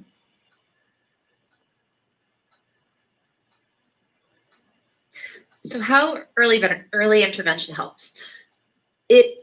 Because we have that 1 year cutoff for our program, so they've had to have a psychotic break in less than a year from the time that they enter the program. We do that for very specific evidence-based reasons. After that year, there is too much that has changed in the brain for our program to be the right program. Doesn't mean they can't get help or treatment. It just means that this concentrated help and treatment isn't the right one. So what we do know when you treat psychosis as close to when the break happens as possible, or even before, if we can identify some of those early indicators, is that it protects the brain from going through some of that brain damage that happens from the break. And just as important as protecting the brain, we help protect the youth's relationships and trajectory of their life. And so one of the most important pieces of this is the support that they receive from the family and friends around them. And what we know is with every hospitalization for a psychiatric purpose, on average, they lose one support person from their life. And so imagine going through, 3 or 4 hospitalizations, which often happens quite frequently after a break can occur. You're suddenly down quite a few people, and it's all of a sudden that much harder for you to recover. So that's an important piece of our program as well, is just preserving those relationships. There we go. What helps? Everything we can find. We turn over rocks as far as finding resources for folks, partnering with our school people, gaining supports for educational plans, employment, building trust with not only the treatment team, but we also engage in the family relationships. So we try to offer our multifamily groups, single family groups. We include families from the get-go, and kind of trying to engage and stay involved with peers, friends, social life, maintaining goals, being able to recognize when stress can be reduced, and empowering families to kind of see when that needs to occur. Avoiding street drugs and alcohol. We do kind of embrace a harm reduction model. Reaching out, being able to ask others for help.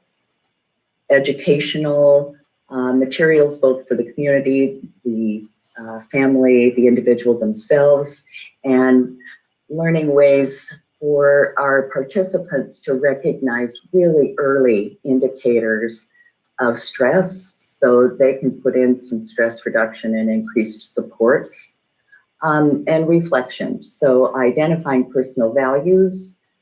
These are very specific goals, values to the individuals that we serve and their families. Being able to reflect on that is a vital part of staying mentally healthy as well. And it is something that folks who have experienced psychosis for a longer period of time lose that ability to both identify values, reflect on experiences, and have the insight into knowing that they can impact their illness experience too. So some of the things we do. Go ahead, shall we?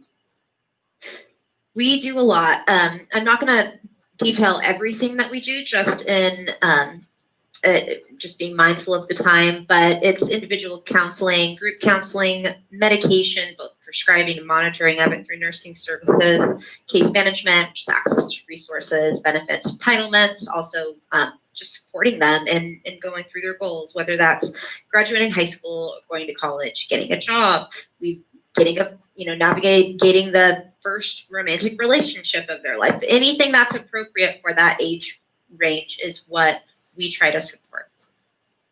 Absolutely. Next slide. We also do a lot of stigma busting. We know that it can be a barrier for people to be able to seek support or offer their own supports. So a great deal of our services, 25% in fact, as Shelby mentioned, is community education and outreach. We also have a young adult leadership council at a local, a regional level, and a state level that does work to impact change at legislation and more of the lawmaking level. So it's pretty exciting to see what a lot of these young people are impacting at that level. We'll also ask if you have folks who would be interested in one of our presentations. Love to hear it. So here is just a short version of a screening tool that has been certainly rated and researched. These are the five five magic questions.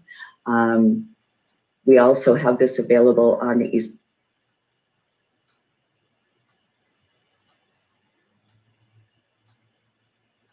It's a website. People can answer anonymously on there and find out how to contact us if they do score a need for follow-up.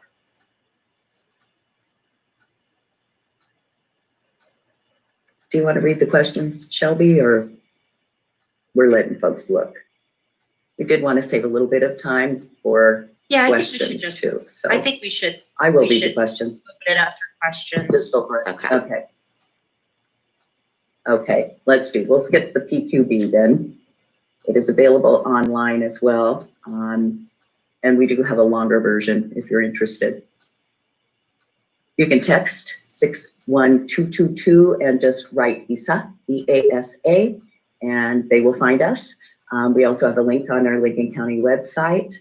Our number to call, 541-265-5555. 4179. Just ask for an ESA team member and we will respond very quickly. How about questions? Thank you for your patience and the invitation. Thank you for your patience today. Questions or comments from commissioners? Commissioner Hall?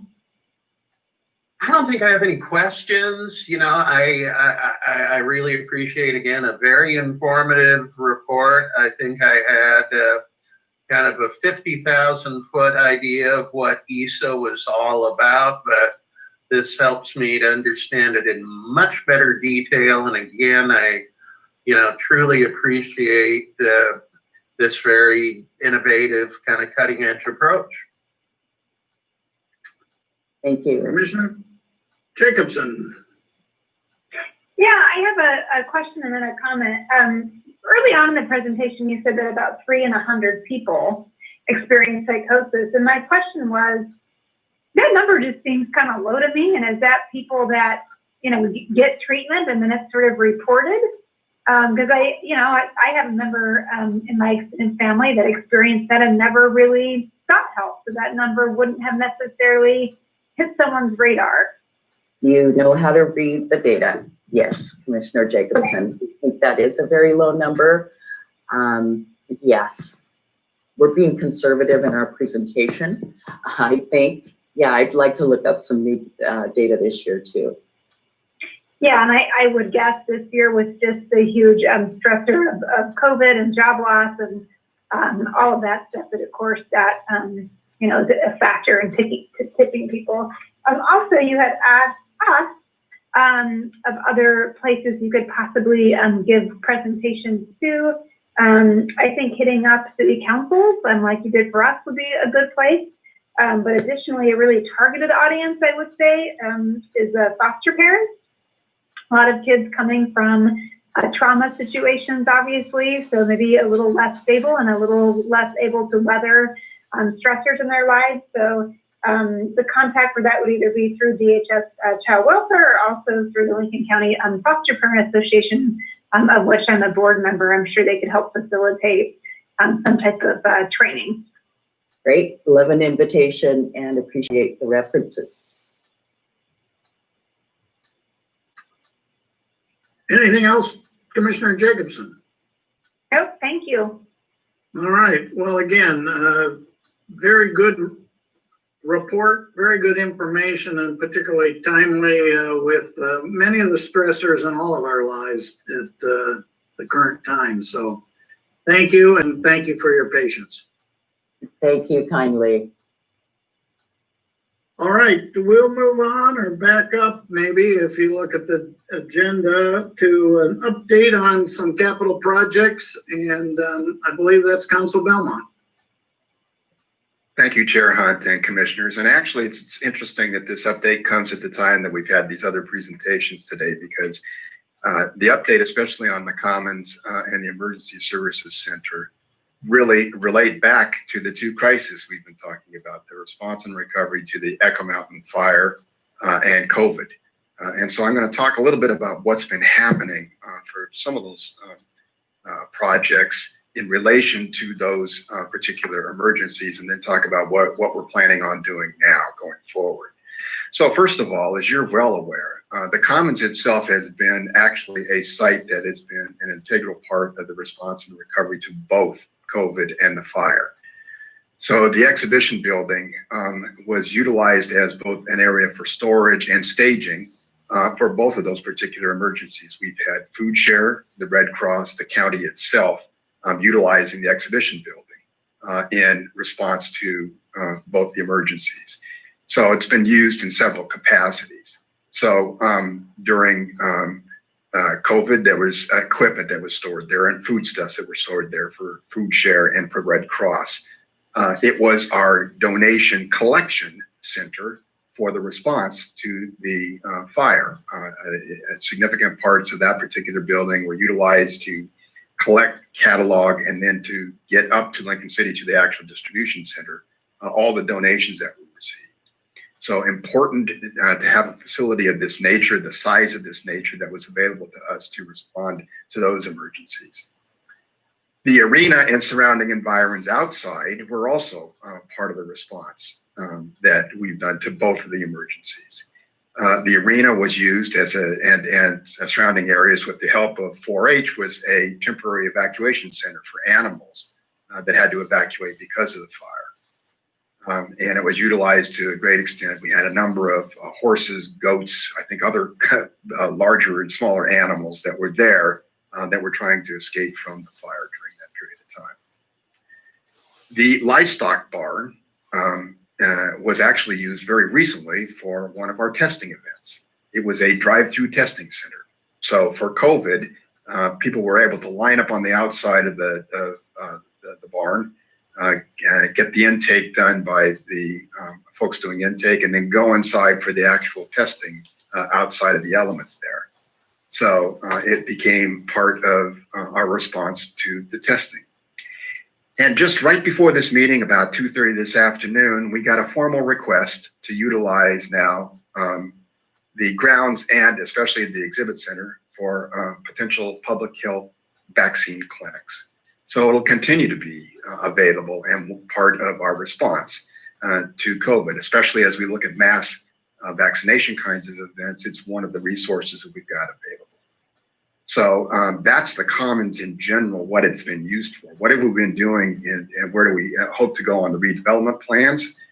Well, we did complete, at the end of November, we completed a phase 1 environmental site assessment of the entire site out there. And we were able to actually do this under the auspices of a brownfields grant that we have with the Council of Governments. This is one of the properties that was identified that it was eligible to be examined. Unfortunately, a level 1, phase 1 assessment really looks at general conditions on the site. It identified things that we expected to find in buildings of the age of those at the commons. And that is that these buildings are going to have further surveys done before they can actually be demolished because they're suspected asbestos and or lead paint, given the age of these particular buildings. So we're working right now to access some funding to get those surveys done and have those completed in a timely fashion. And again, under this grant program, we'll do that. So the assessment will continue. I'm going to move into, unless there's any specific questions on the commons itself, I want to move into the animal shelter and then to the emergency services and transit center, because they all really tie together. And maybe if we hold the questions to the end, I'll be able to answer some of the questions. And I'll try to be short in this. For the animal shelter, of course, we're still continuing to work with the city of Newport on a potential relocation of the shelter to property adjacent to the Newport Airport. I am meeting with staff of Newport, the city manager, and staff from the airport itself and planning next week so that we can formalize the memorandum of understanding that we need to do between the county and the city to really move us forward in this particular process. I am looking at presenting to the Newport City Council on January 19th. And that date's a little tentative. It's because that is the Martin Luther King weekend. I think they normally, when I've done my discussions previously with the city manager, they normally move their meeting to Tuesday night rather than that Monday. So it looks like it's going to be January 19th that will actually present a proposed memorandum of understanding to move forward.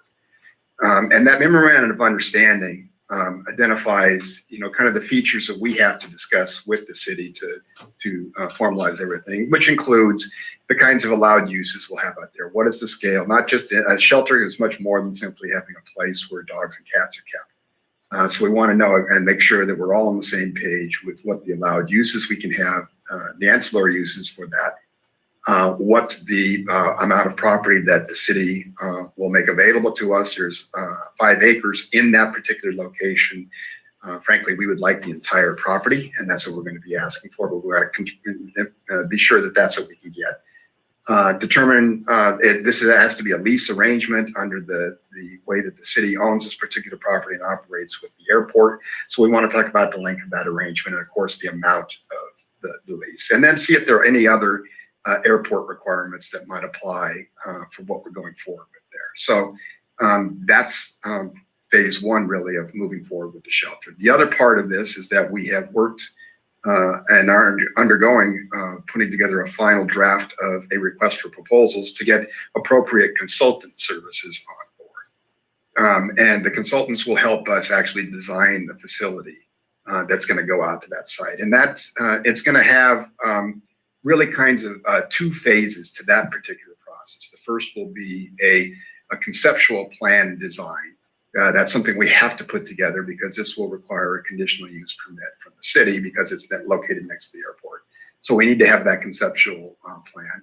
But we also want to have some input from staff, different stakeholder groups, animal services groups, and public input to help us with that particular planning of this particular facility. So we're going to end up with have sufficient detail to get a footprint for buildings and the amenities we're going to have in this particular initial phase. And then, of course, once that's approved, we would get a final design, which includes the detailed documents, the bid documents, and construction services for the actual construction of the facility. And we can move forward with that. That is a linchpin really for the redevelopment of the commons itself, because once we have finalized the animal shelter and move that off there, we can move into then the planning for the emergency services center, which also, as you recall, is the way that we're looking at that is a combined facility with our transportation service district. And that, again, both that and the animal shelter, we have funding available for those two projects. It's already been budgeted this year. And we can utilize the boilerplate and the outline of the request for proposal for consultant services to use and put out for request for proposals for those same kinds of consultant services for the emergency shelter or emergency services center and transit center. I think the scope of that particular facility is going to be examined in light of our most recent emergencies. I think we've learned a lot in the course of the last year about what kinds of facilities we need, what do we need to do, what do we need to build. And so that I'm hoping that we can actually conduct and complete our after action reports, or at least do some preliminary work on that with both the COVID crisis and the fire to help inform the final plans we put together for those particular facilities. And so again, that'll be a formal RFP process we'll put out there, and we'll have a lot of stakeholder and public involvement in that process too. And that actually can, once we have finalized the relocation of the animal shelter, the plan to do that, we can move forward and work parallel on both these projects in terms of getting the plans together and scheduling the actual construction. So I think I'll stop there and take any questions. Questions, comments? Commissioner Hall. Thank you, Mr. Chair. Mr. Belmont, so just a process question. It sounds like the proposed MOU will go before the Newport City Council first, and then if they approve it, it'll come to us. I guess my assumption is if for some reason they don't want to approve it, there's really nothing for us to act on. Is that correct? Well, I think what I'm going to do is I'm going to be providing you with a copy of it prior to the time I present it to the council. I had hoped to be able to discuss it with you formally at a meeting right before I went to the city council. And normally we meet Monday afternoon, they meet Monday evening. We would try to do that. So it sort of depends on what we have not yet decided. It's one of the things we have to discuss if we're going to have a board meeting the week of the Martin Luther King holiday, because that does fall on a Monday. If we move our board meeting to Tuesday, and I want to say it's the 19th, I think I've got that day right.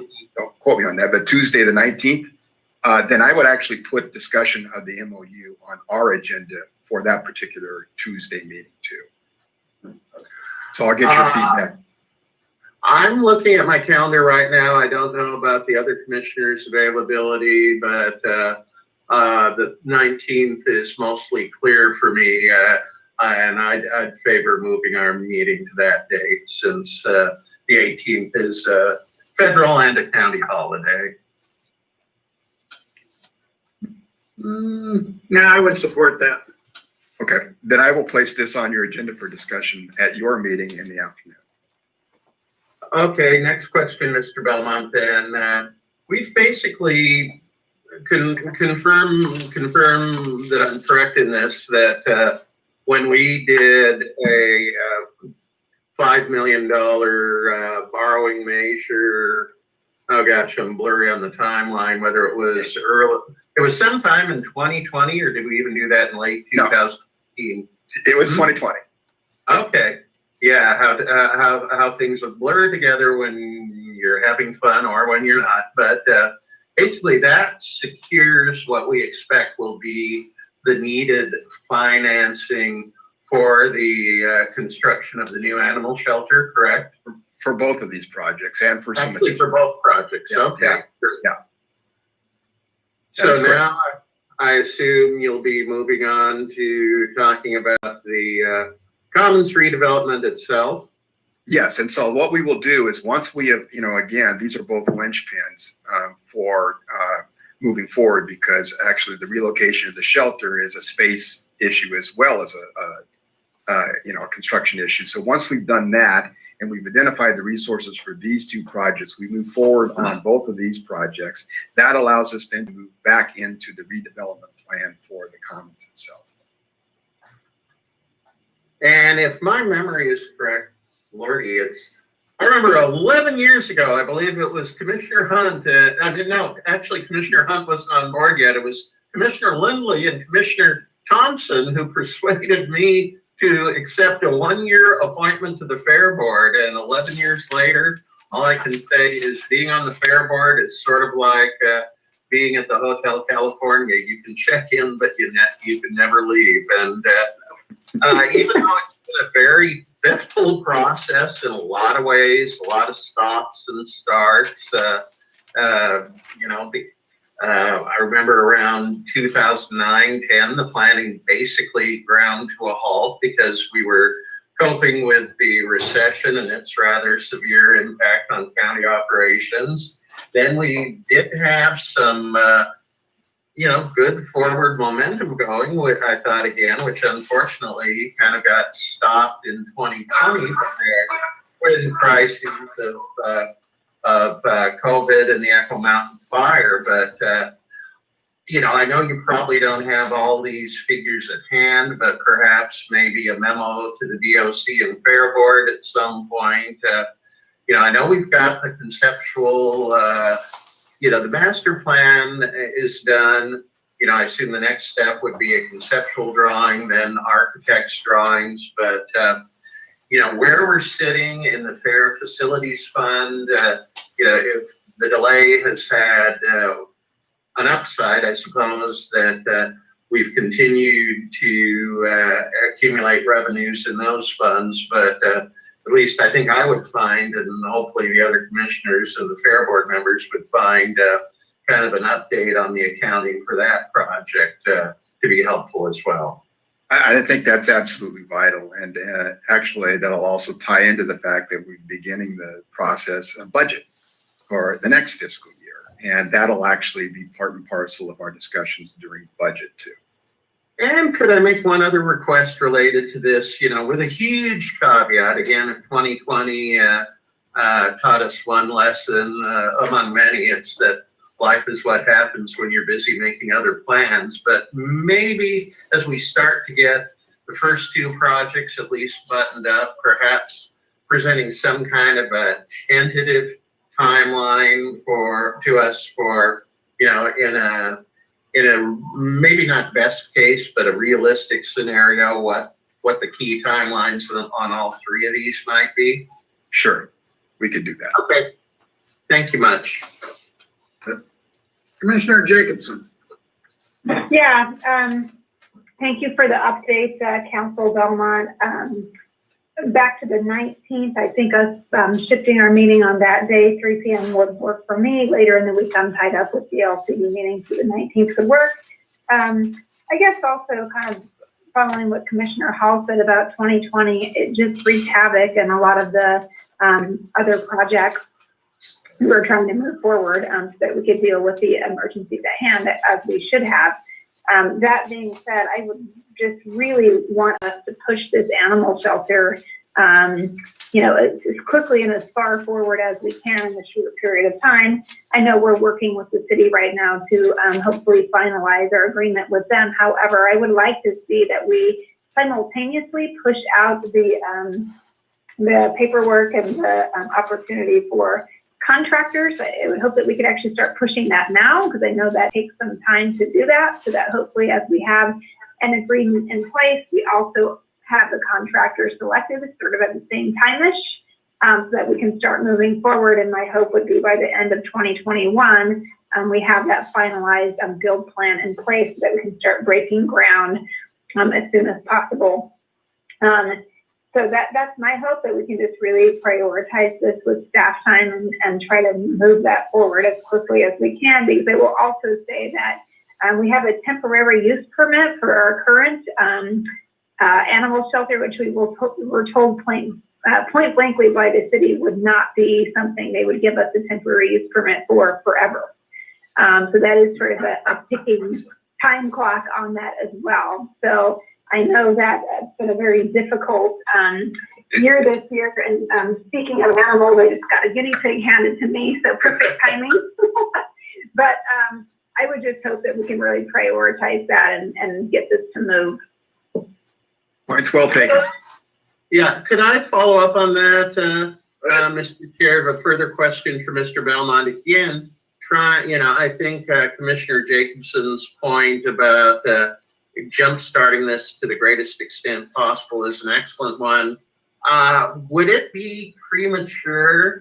I mean, since we're talking about conceptual drawings, I mean, ideally, best case scenario is we have, we're able to work out an agreement with the city, but, at least, I think we will come to a pretty clear agreement on what we need in this facility. And would it be putting the cart before the horse to go out even now and try and get a consultant lined up to do those conceptual drawings? And worst case scenario, we don't come to terms with the city. That I would hope that could be that conceptual plan could be adapted with minimal effort to another site, because we know the basics of the site we need in terms of flat ground, utility access, that kind of thing. Right. I think to some extent you can do that. We can do some of the work. And again, we're working on getting that RFP finalized so it can get out there. We do need to have a little bit of information from the city in terms of, because it's going to be very specific to that. But we'll get started. We're going to run these on a parallel track as much as possible to get them going. Great, thank you.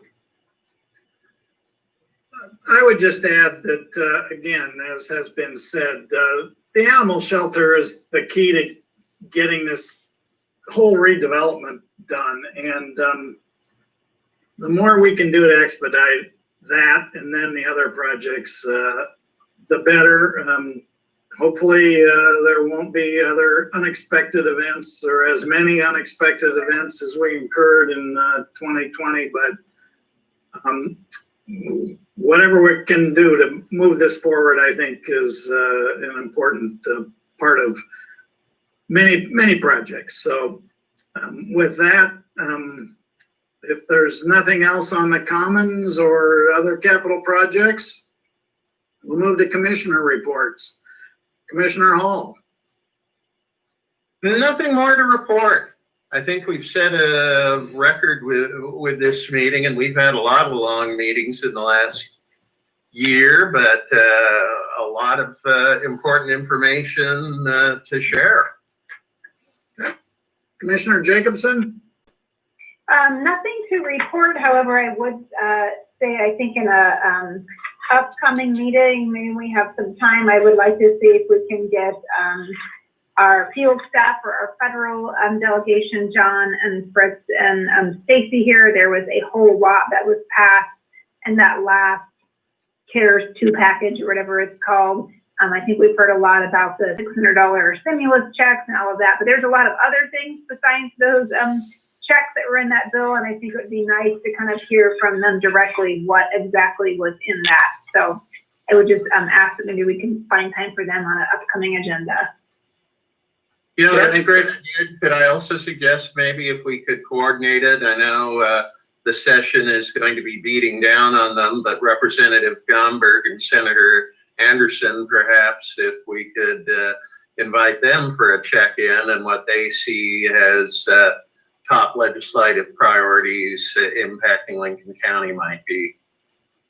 I think those are things we can put on the potential agenda, and Christie can work on that. And I'm certain we can reach out with some of the contacts we have if that'll help. But good points. I guess the only thing I would say is, never take anything for granted. I thank my fellow commissioners for having confidence and allowing me to be chair this year. And I promise you that not all of our meetings will last over 2 hours and 15 minutes, which is what we're approaching now. So, hey, like I said, it's all important stuff, and people want transparency in government. I think all they need to do is watch our meetings, and we put it all out there.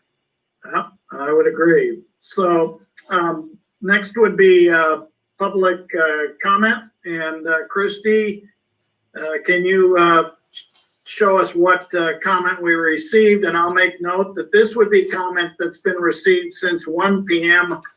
on Monday, the 21st of December, which was the last day that the board had a meeting. And it would be through 1 p.m. today. So really 2 weeks of input. And is there a second page, or is that the Kaufman crushing,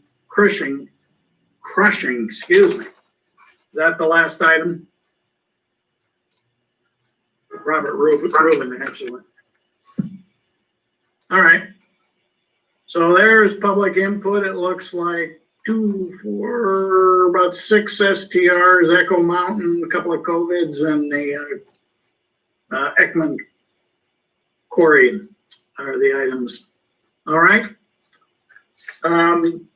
With that, our next meeting is scheduled for Monday, January 11th at 9 p.m. It will be a virtual meeting, as this meeting has been. And I'll make note that right now we're planning to move our January 18th meeting to Tuesday, January 19th. Both those meetings would be at 3 p.m. virtually. And if there's nothing else. Just real quick, Commissioner, this is Jerry Herbage.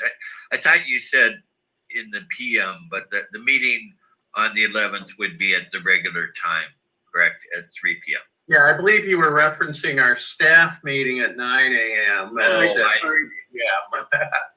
just for clarity's sake, probably good that we, Hey, one of the signs of psychosis is you can't think clearly. So anyhow, yes, both the meetings would be at 3 p.m. one on Monday, the 11th, and the other on Tuesday, the 19th. With that, thank you all, and we are adjourned. Have a good evening. This conference is no longer being recorded.